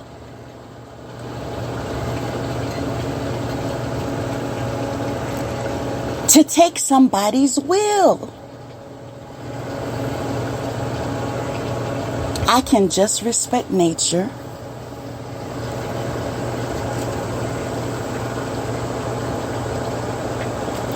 And devote myself to aligning self with my higher self.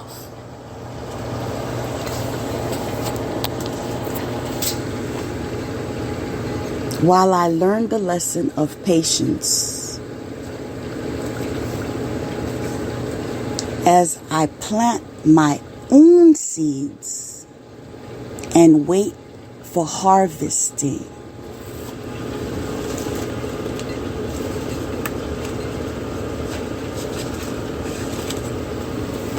What's the hurry? The hurry can cost your soul.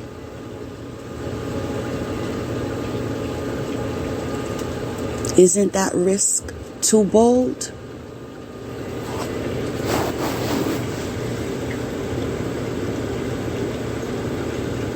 The Magician. Spiritual wisdom and magic. Helps one gain wisdom and discover hidden secrets. Travel. That's right. Confirmation. Yes, God. You lead, I follow. You want me to leave him behind? Sure. You want me to leave that job behind? Sure. You want me to leave that car behind? Sure.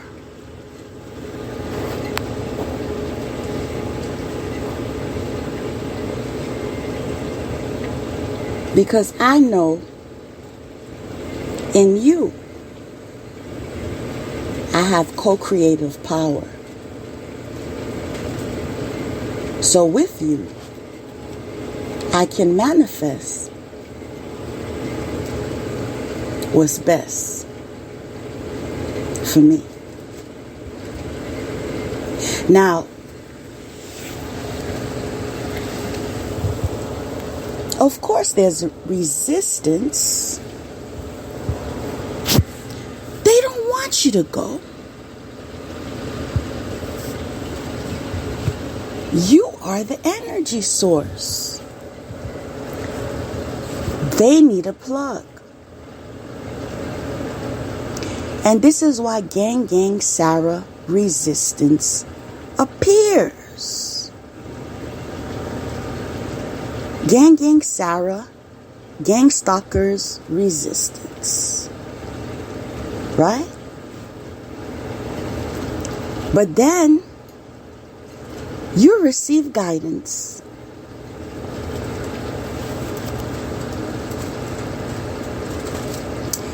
And Nana Buluku reminds you, this is just a season.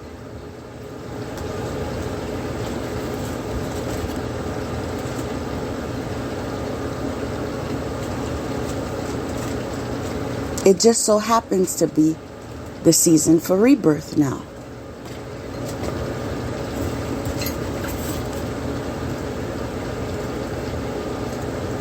You let go of urgency. You surrender. Freedom from time constraints. Patience. Patience. Patience. Patience.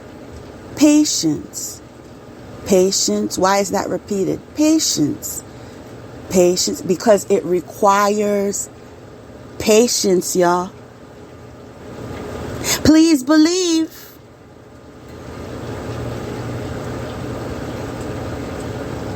It worked for me. Patience. Patience. Patience. Surrender to God. Freedom from time constraints. But God, why didn't it happen yet? Okay, I'm going to go look for my cards and I need you to tell me what time frame. Is it next week? Is it next month? Is it this year? Is it next year? Freedom from time constraints. Letting go of urgency. Divine timing. It will arrive at divine timing. Let me tell you something that's going to help you out.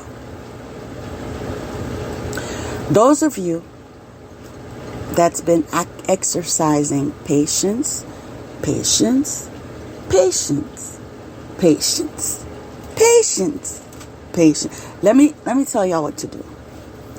You need to detach from all of those busybodies that want to get in your business.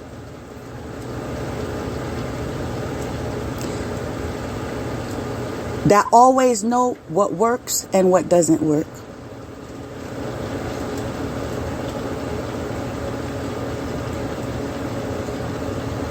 That will be advising you of time limits.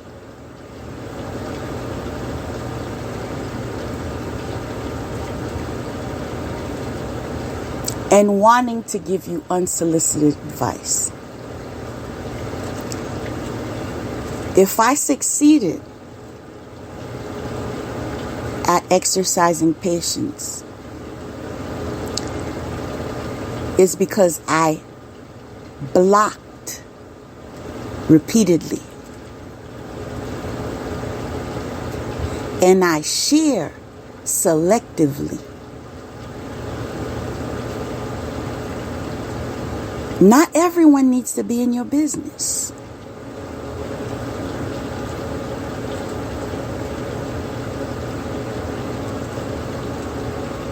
But everyone needs boundaries.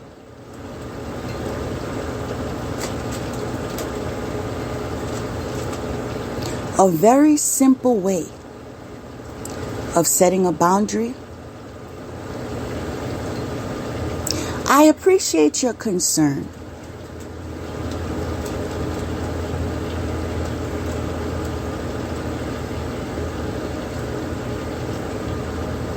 I will bring that up with you another time.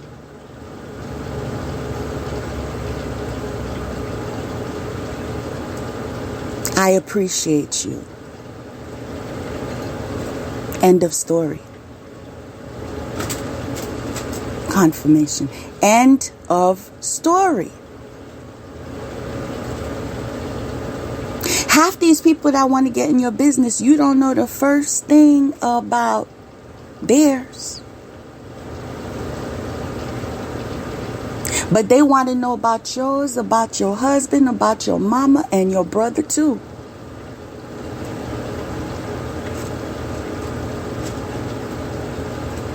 And their confusion just brings pollution.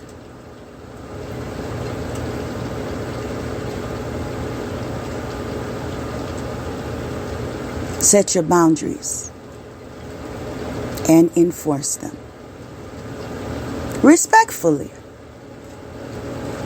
but unapologetically. Next card is clearance. Just what we was just on, huh? Clearance. You gotta clear your territory.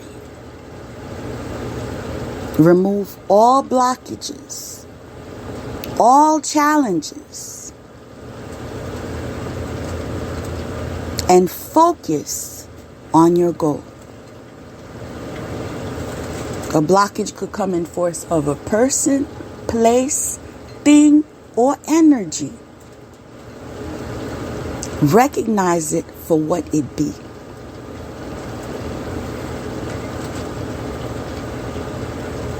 Now, those of you that are in the energy of people pleasing, guess what? This is your next card. Your next card is conflict and defeat. When you are allowing those who don't know the way to guide your way, this is what you encounter.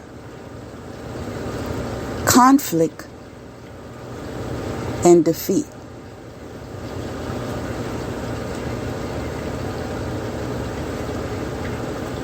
I find it interesting how the next card is initiation.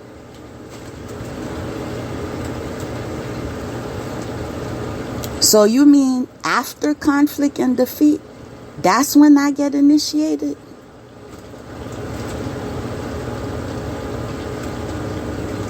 That's how it works. That's how I'm winning.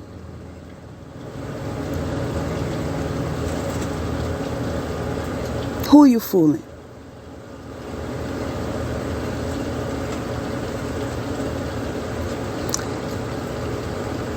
Let's hope you get initiated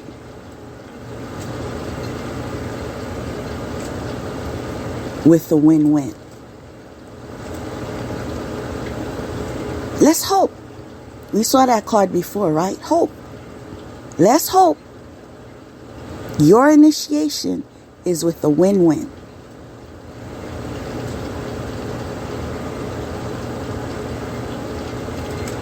Not your soul, because it doesn't cost everything.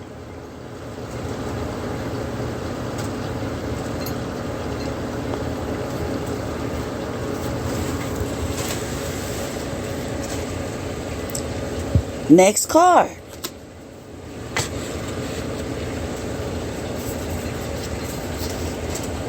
Judgment.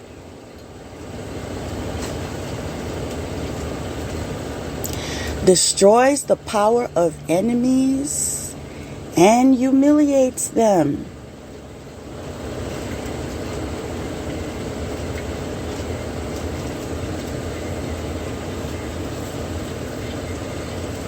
Spirit, the healing light.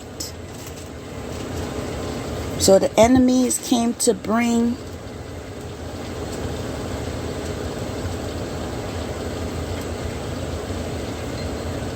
sickness, trauma, confusion, and everything else you need healing from. But God stepped in. And he destroyed the illusion of power of these enemies and brought them to reality of humiliation. Where? On an international platform. Why? To make examples of them. Now, the next card says cracked open. So who's cracked open?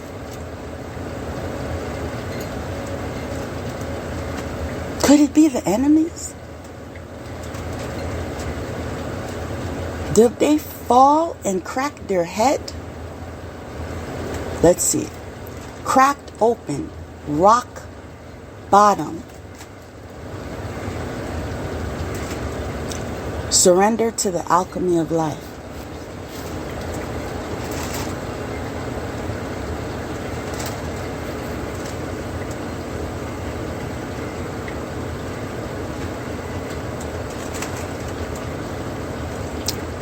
I'll leave that for you to guess.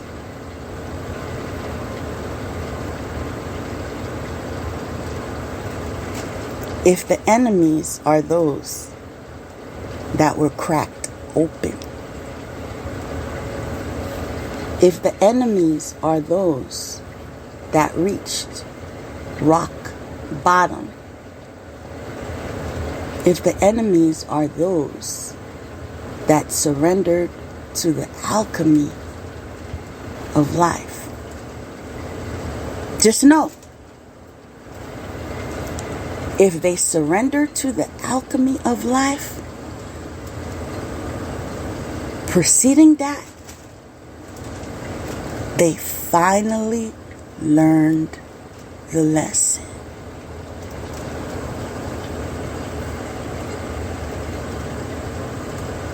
Life is a school. Some of us are teachers, some of us are students. In different cycles, we play different roles.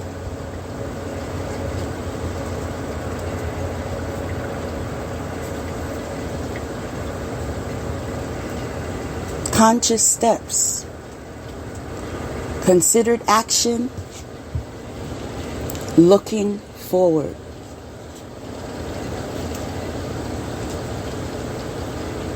That's what happens after you learn your lesson. You consider your actions. Trust me, you do. I know. I've had lessons to learn too.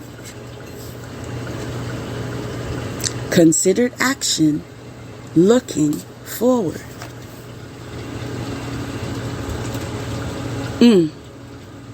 Hailstorm.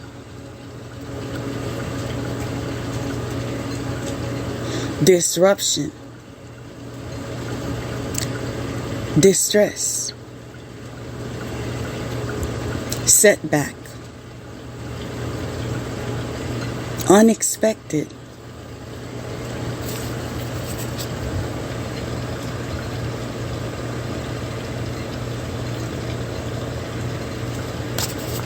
All parts of life.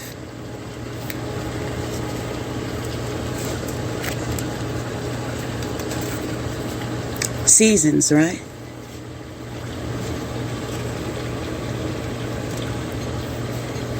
Some of you are learning. Some of you are teaching. Next card is Seven of Cups. Makes the truth known in legal proceedings.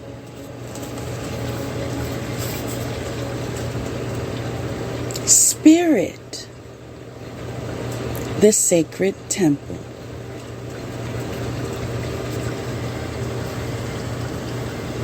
As I've shared before, there's no such thing as secrets.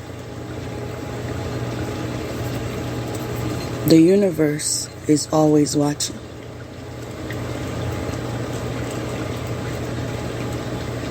And the sacred temple makes the truth known in legal proceedings.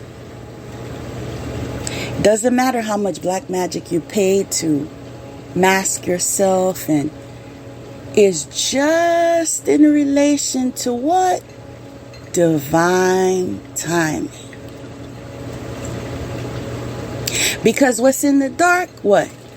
Must come to light.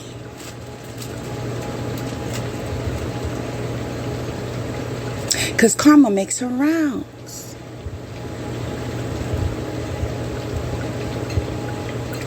And you will always be found.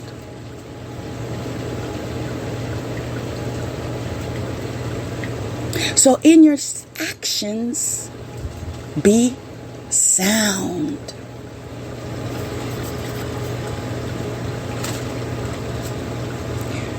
Next card is Solar Light Upgrade. Solar plexus chakra, inner fire, will, power.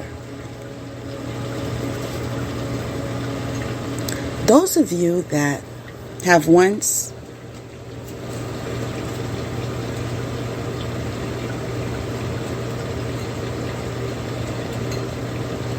made the observation that you have an issue when it comes to willpower, I want to encourage you in knowing that as you build a relationship with your spirit team, you will notice an incline in your willpower. Because where you're weak, they're strong. I can confess what we all can confess is that most of us know what's right for us to do. But in my confession, I don't always want to do what's right for me to do.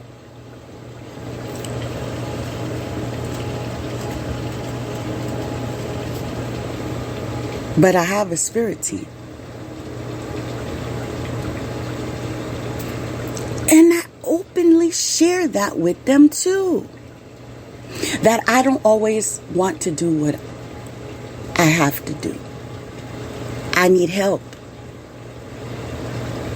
I need motivation. Some guidance maybe. Assistance. And you'd be surprised what you accomplish before your eyes.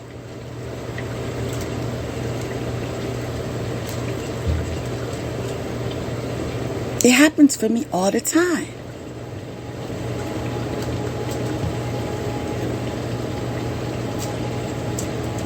Discipline is something that is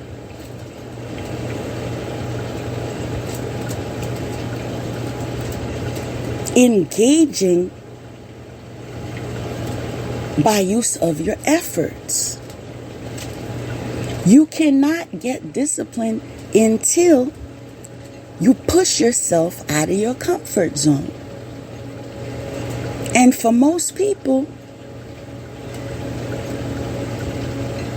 they prefer their comfort zone.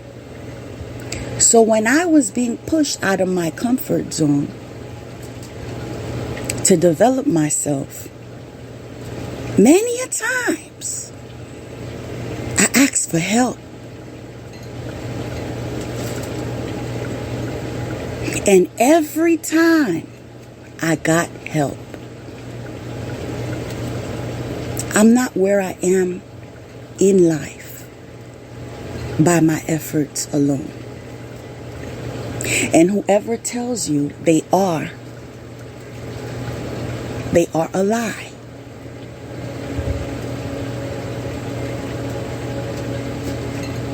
God empowers.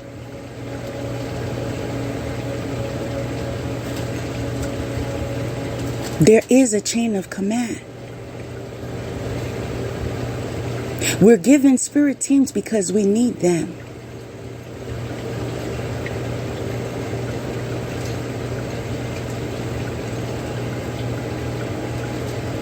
That is part of the plan.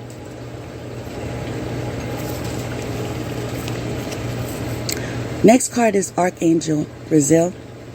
Wisdom, inspiration,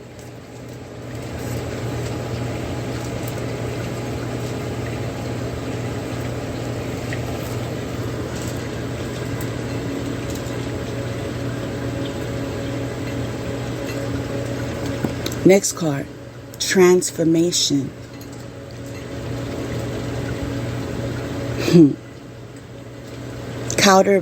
Counterbalance.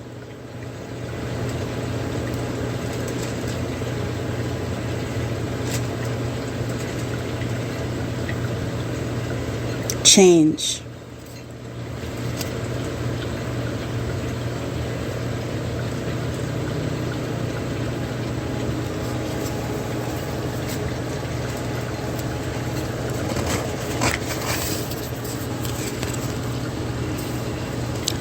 Ten of Cups. Divine warrior. Confounds the wicked. Brings victory and peace.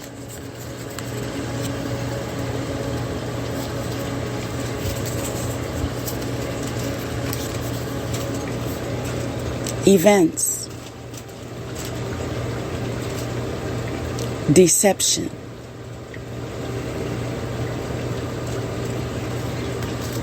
And there are 3 characters on this card. 2 women, 1 man. That's significant in symbolism.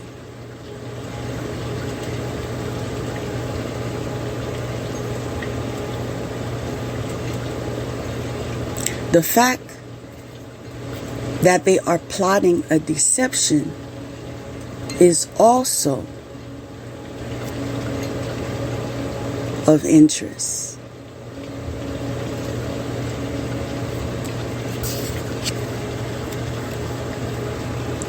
But the previous card says divine warrior. Confounds the wicked. Brings victory and peace. So regardless of the war you want to bring, regardless of your desire to confound the innocent,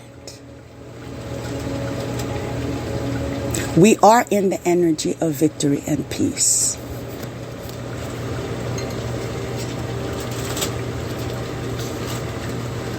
Confirmation. Sacred inner peace. Sacral chakra. Tenderness. Sensuality.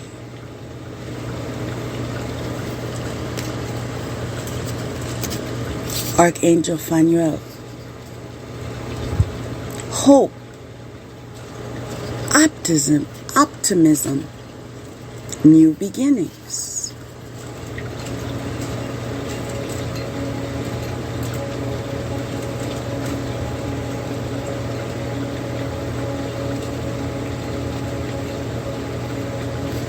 Let me give further detail regarding this.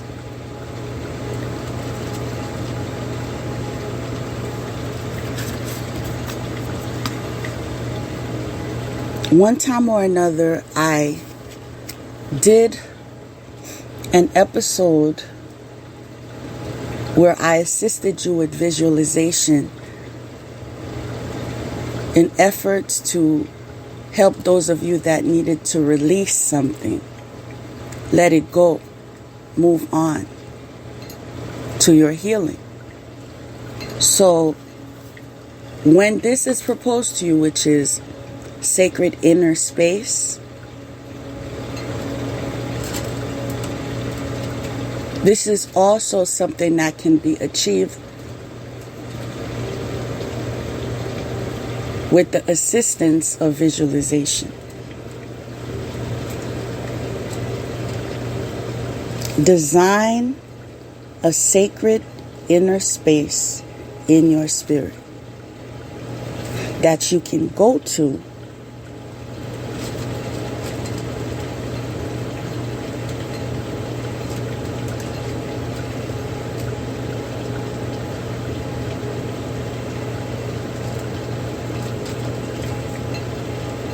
that will provide tenderness,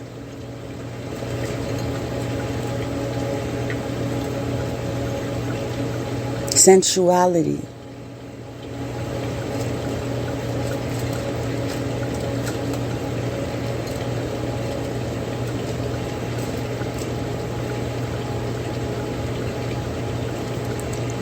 and sacral chakra power.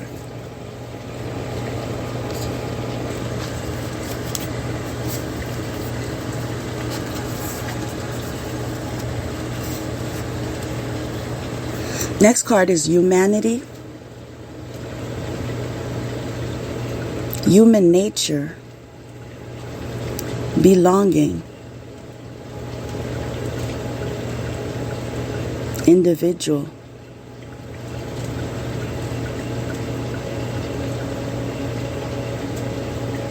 intellect,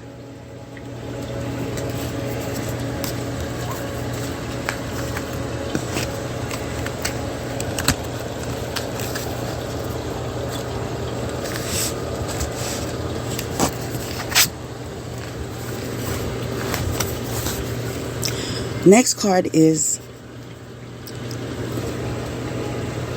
death,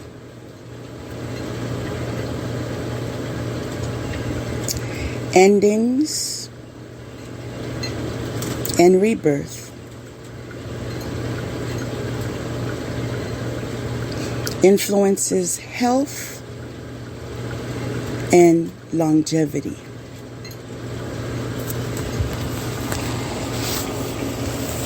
When you encounter a death card,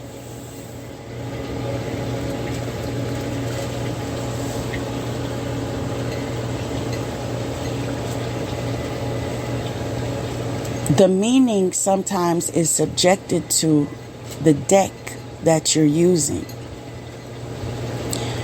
Some deaths classify as transformation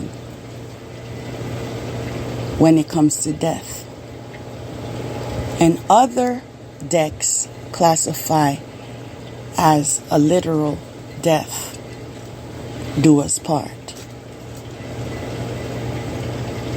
There are also decks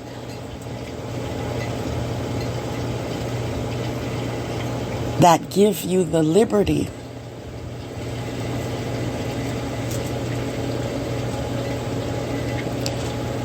of deliberating your finding through your channeling by way of your spirit team. They will clarify, no, this is a transformation, or no, this is a spiritual death, or no, this is a physical death. This is how it's interpreted. Now, after this card,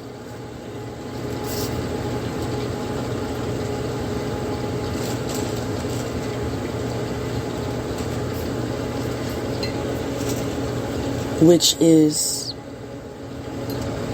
in relation to endings and rebirth,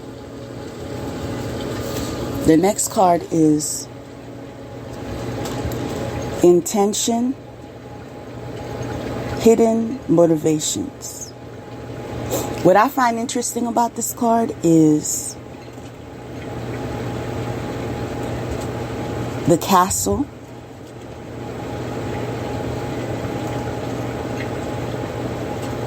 the children, the land,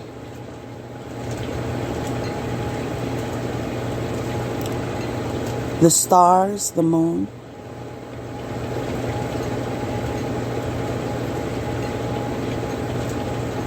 this woman was gifted many things.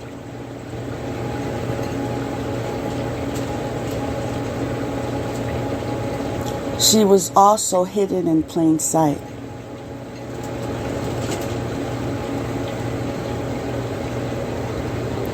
Only those that were given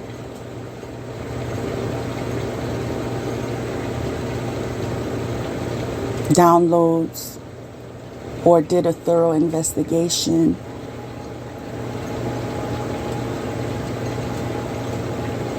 by way of divination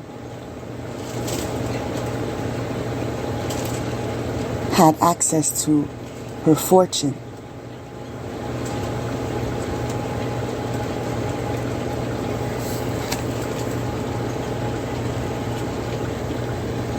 And when these discoveries were made, many were amazed and said, I want that too. I want land. I want that house.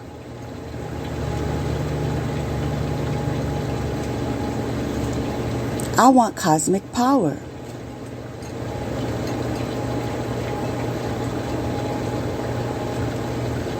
I want to have knowledge of hidden secrets. I want to be connected to the universe. She became an object of envy.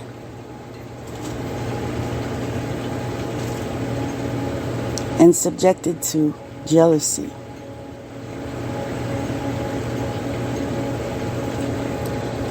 I'm also being led to tell you that those in the darkest energies came into this world with a mission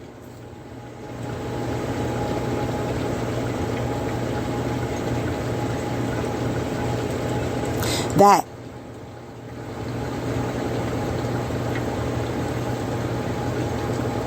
is meant to bring disturbance to those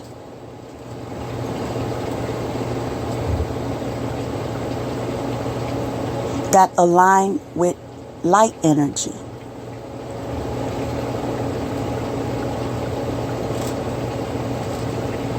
And upon that decision, if they're choosing the path of light or if they're choosing the path of dark,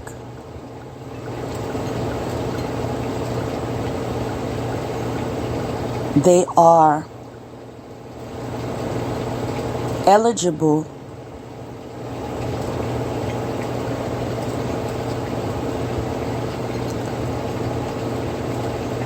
for information that will assist them on their journey.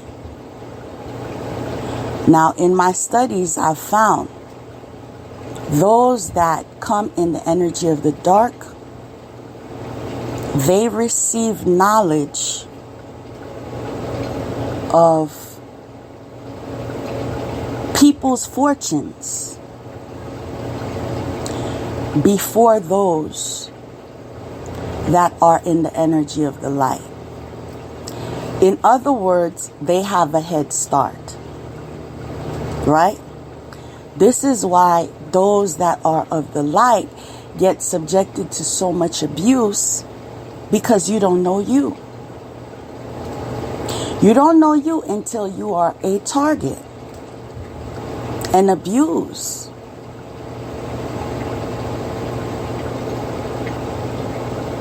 Endured trauma. Blacklisted or black sheep.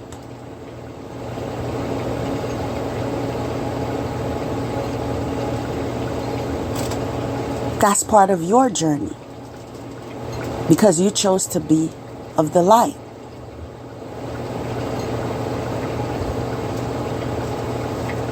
That was your moment in school. You had to go to school to learn, understand the lessons enough to pass the test and be promoted.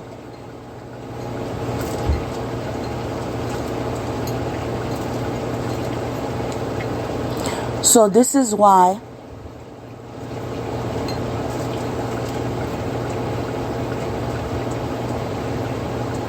your true self was revealed to you after what you endured.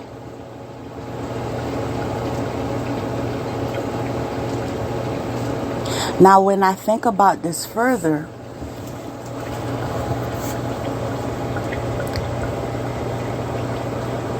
I am seeing a change in this protocol.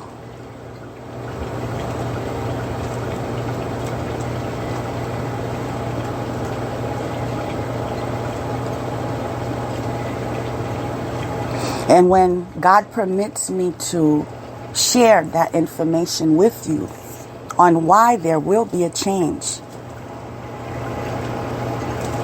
that goes into effect,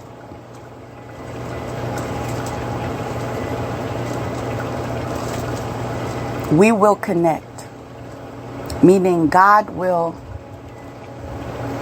bring it to your attention. If not through me, through someone else.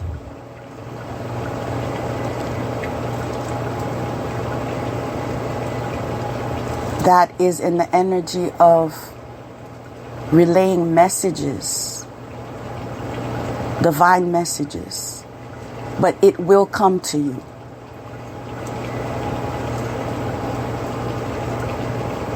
But as for now, as I said, as for now, this is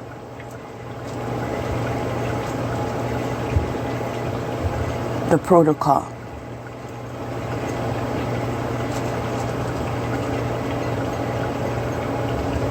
And the fact that the next card is Spirit Communication Process, that's exactly how it is. I mean,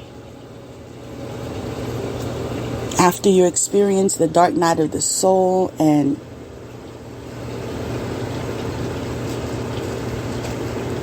you're beginning to awaken and opening up to the spirit world,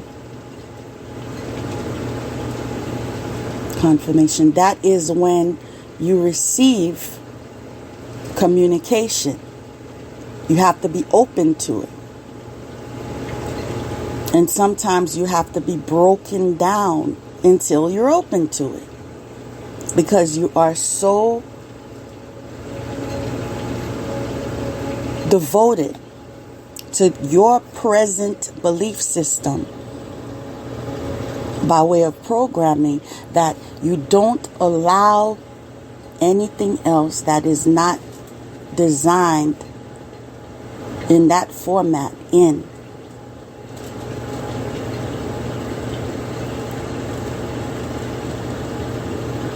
By way of discretion. But when you are transformed, so to speak, and experiencing a rebirth, You start seeing things with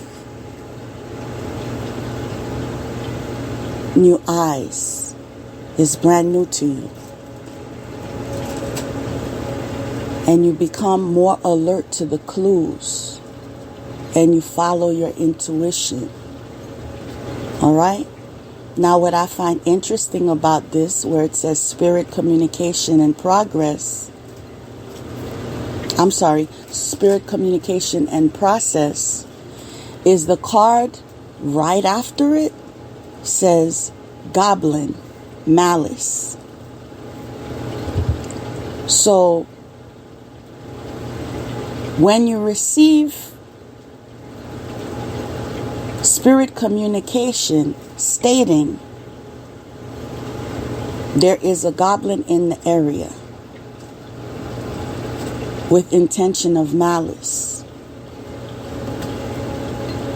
what does that mean to you? To me, it's reaffirming that I need to be on alert. It also has me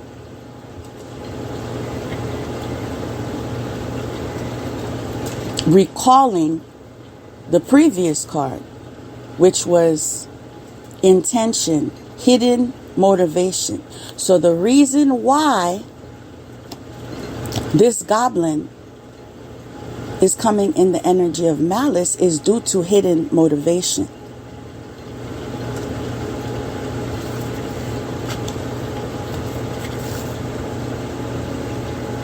The next card is confusion.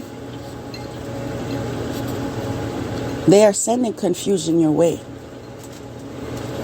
utilizing plots. Don't fall for it. The confusion will have you second guessing the past, second guessing what you know, second guessing what you don't know, second guessing on your decision making. Perhaps, maybe, second guessing the future. Many choices, uncertainty.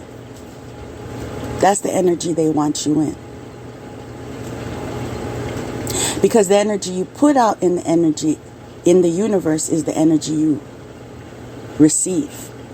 So if you are in the mindset or the energy of uncertainty, that's what you attract. Pay attention to that.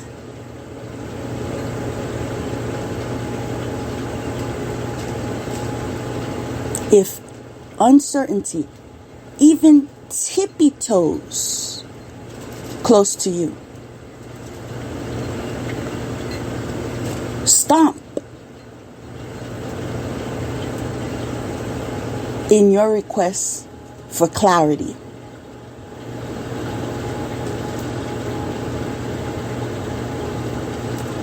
I hope you listen to me. Clarity is very essential on this journey.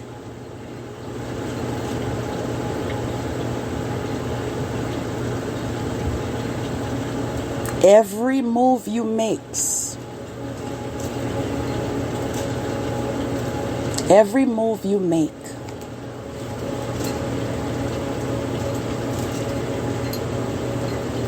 guides you closer to God or farther away from God. And this is why you need proper guidance that comes with clarity.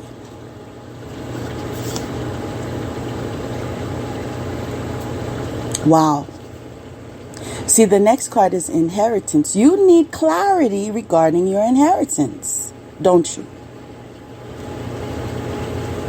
You need clarity in regards to your heritage, your legacy, your property, your birthright, your ancestral home, and generations to come.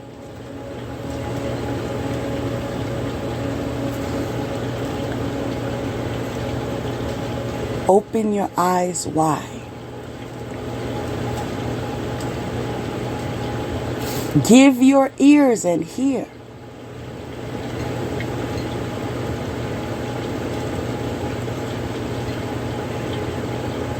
Because the messages are being sent.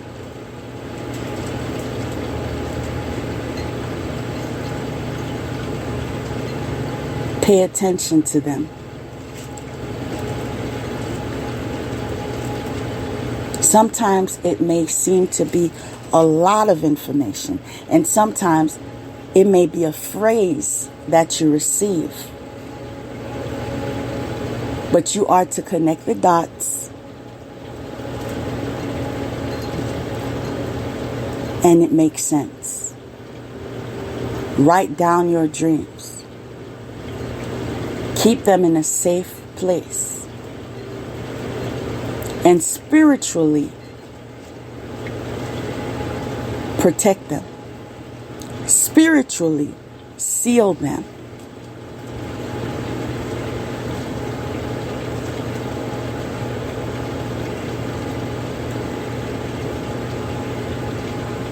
In time you'll understand. Next card. The world. Fountain of wisdom. Give success in all ventures. People. Family. The ancients. So success in family. Success with the ancients. Success with self-care. Success with balance.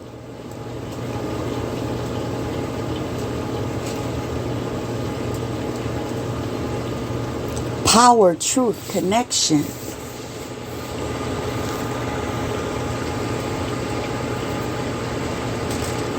And all the above have you aligned with order and peace. That's God energy. Order and peace. Next card. Queen of Wands. Divine power. Guards against mental troubles.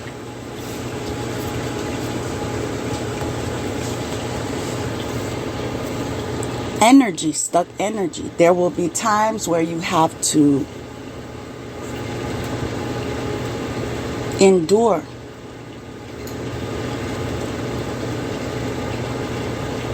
Being stuck.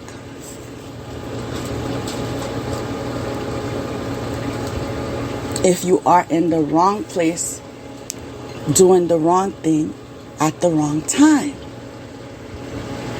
But then there are also times that you will experience being stuck. Not because you're doing the wrong thing. Not because you're in the wrong place. But it's not in alignment with divine timing.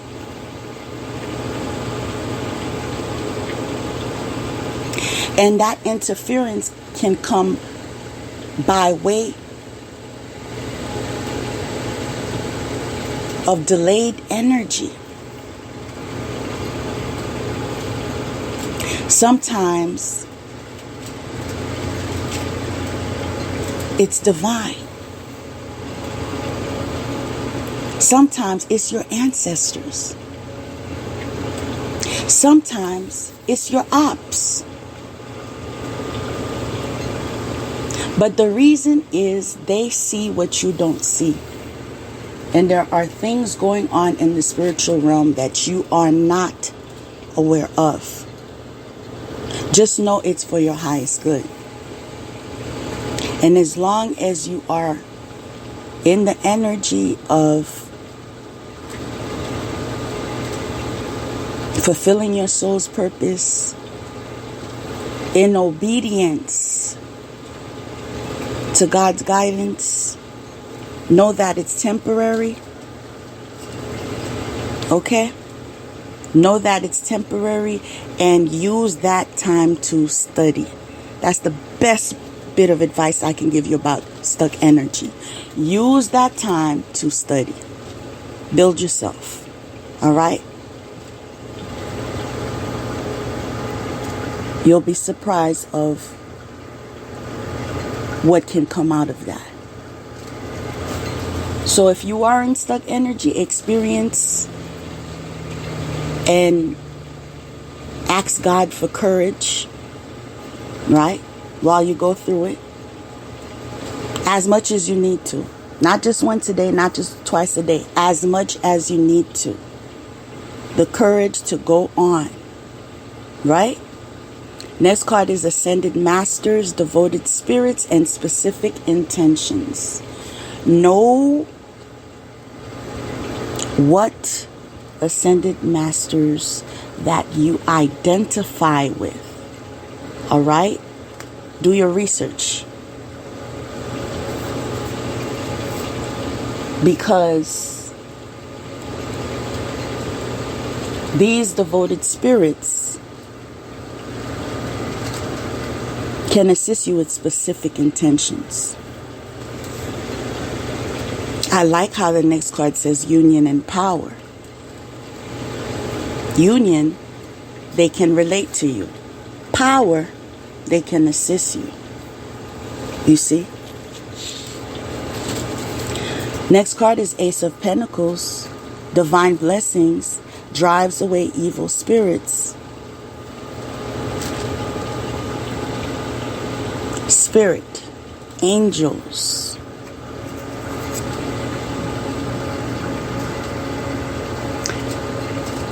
Transformation. This card indicates a need to adapt to major changes that you are currently moving through or will experience in the near future, order to obtain consistency in your life. Order to obtain consistency in your life. Order to obtain consistency in your life. Yes. Discipline, order will bring consistency in your life. Next card is assistance. Listen to me, assistance. I was going to read it as ancestors because that's what it says. So yes, your ancestors are assisting you. Okay? Ancestors, historical connections and purposes. Right?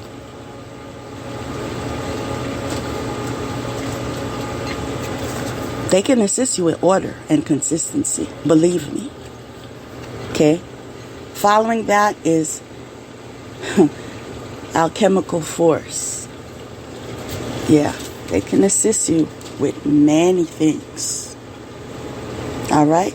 As you build a relationship to them, you'll be awakened to all that is available to you. Following that, Eight of Cups, transformation.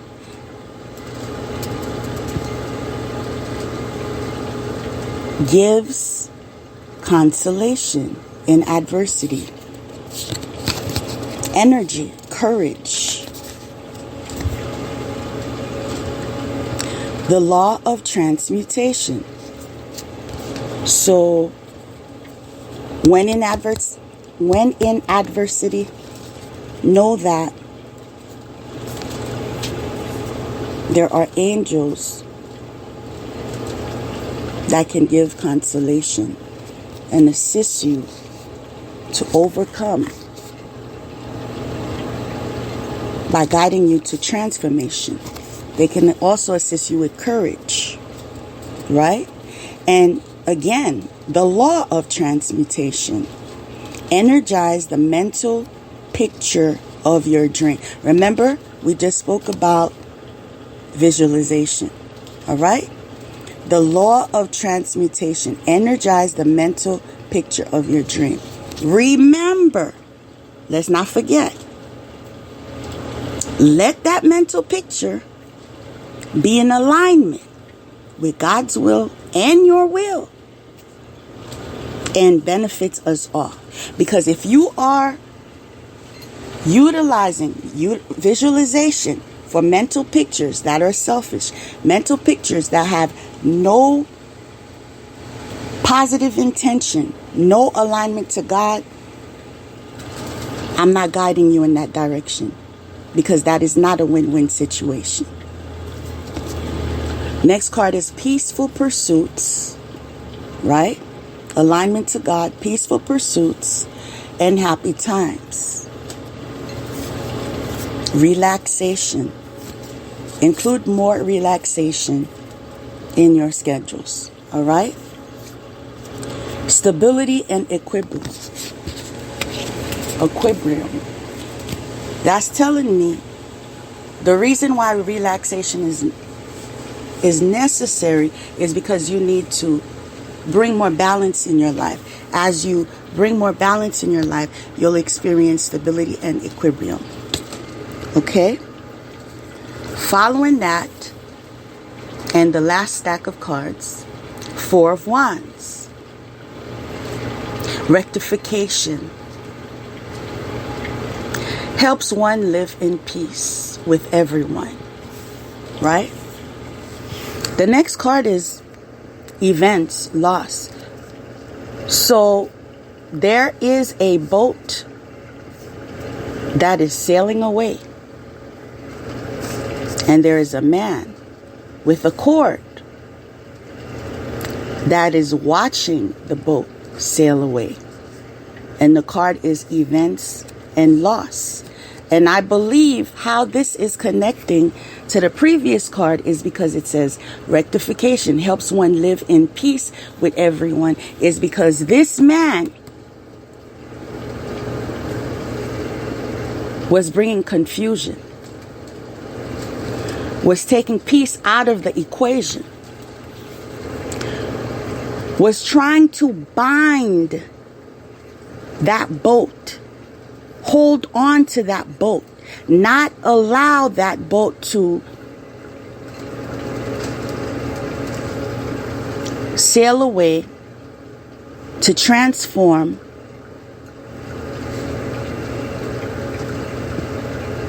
to travel, to do what it was built to do, right? But God intervened and had the waters create waves that assisted the boat to sail away.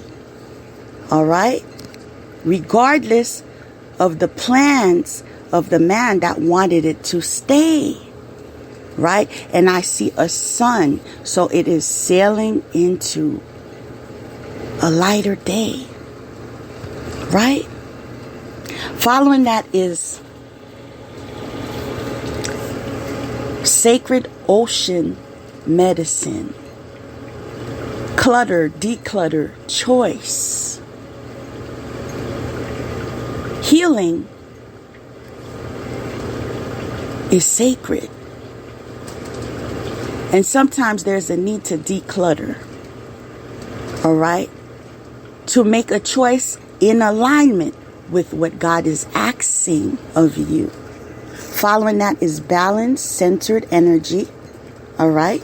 Self-care. And the last card for today is Hermitage. There are times you will be called into this energy, right? Hermitage. Just ask God. He will guide you. Thank you for processing with me. It was great.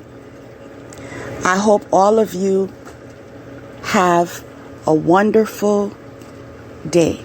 Peace to you all.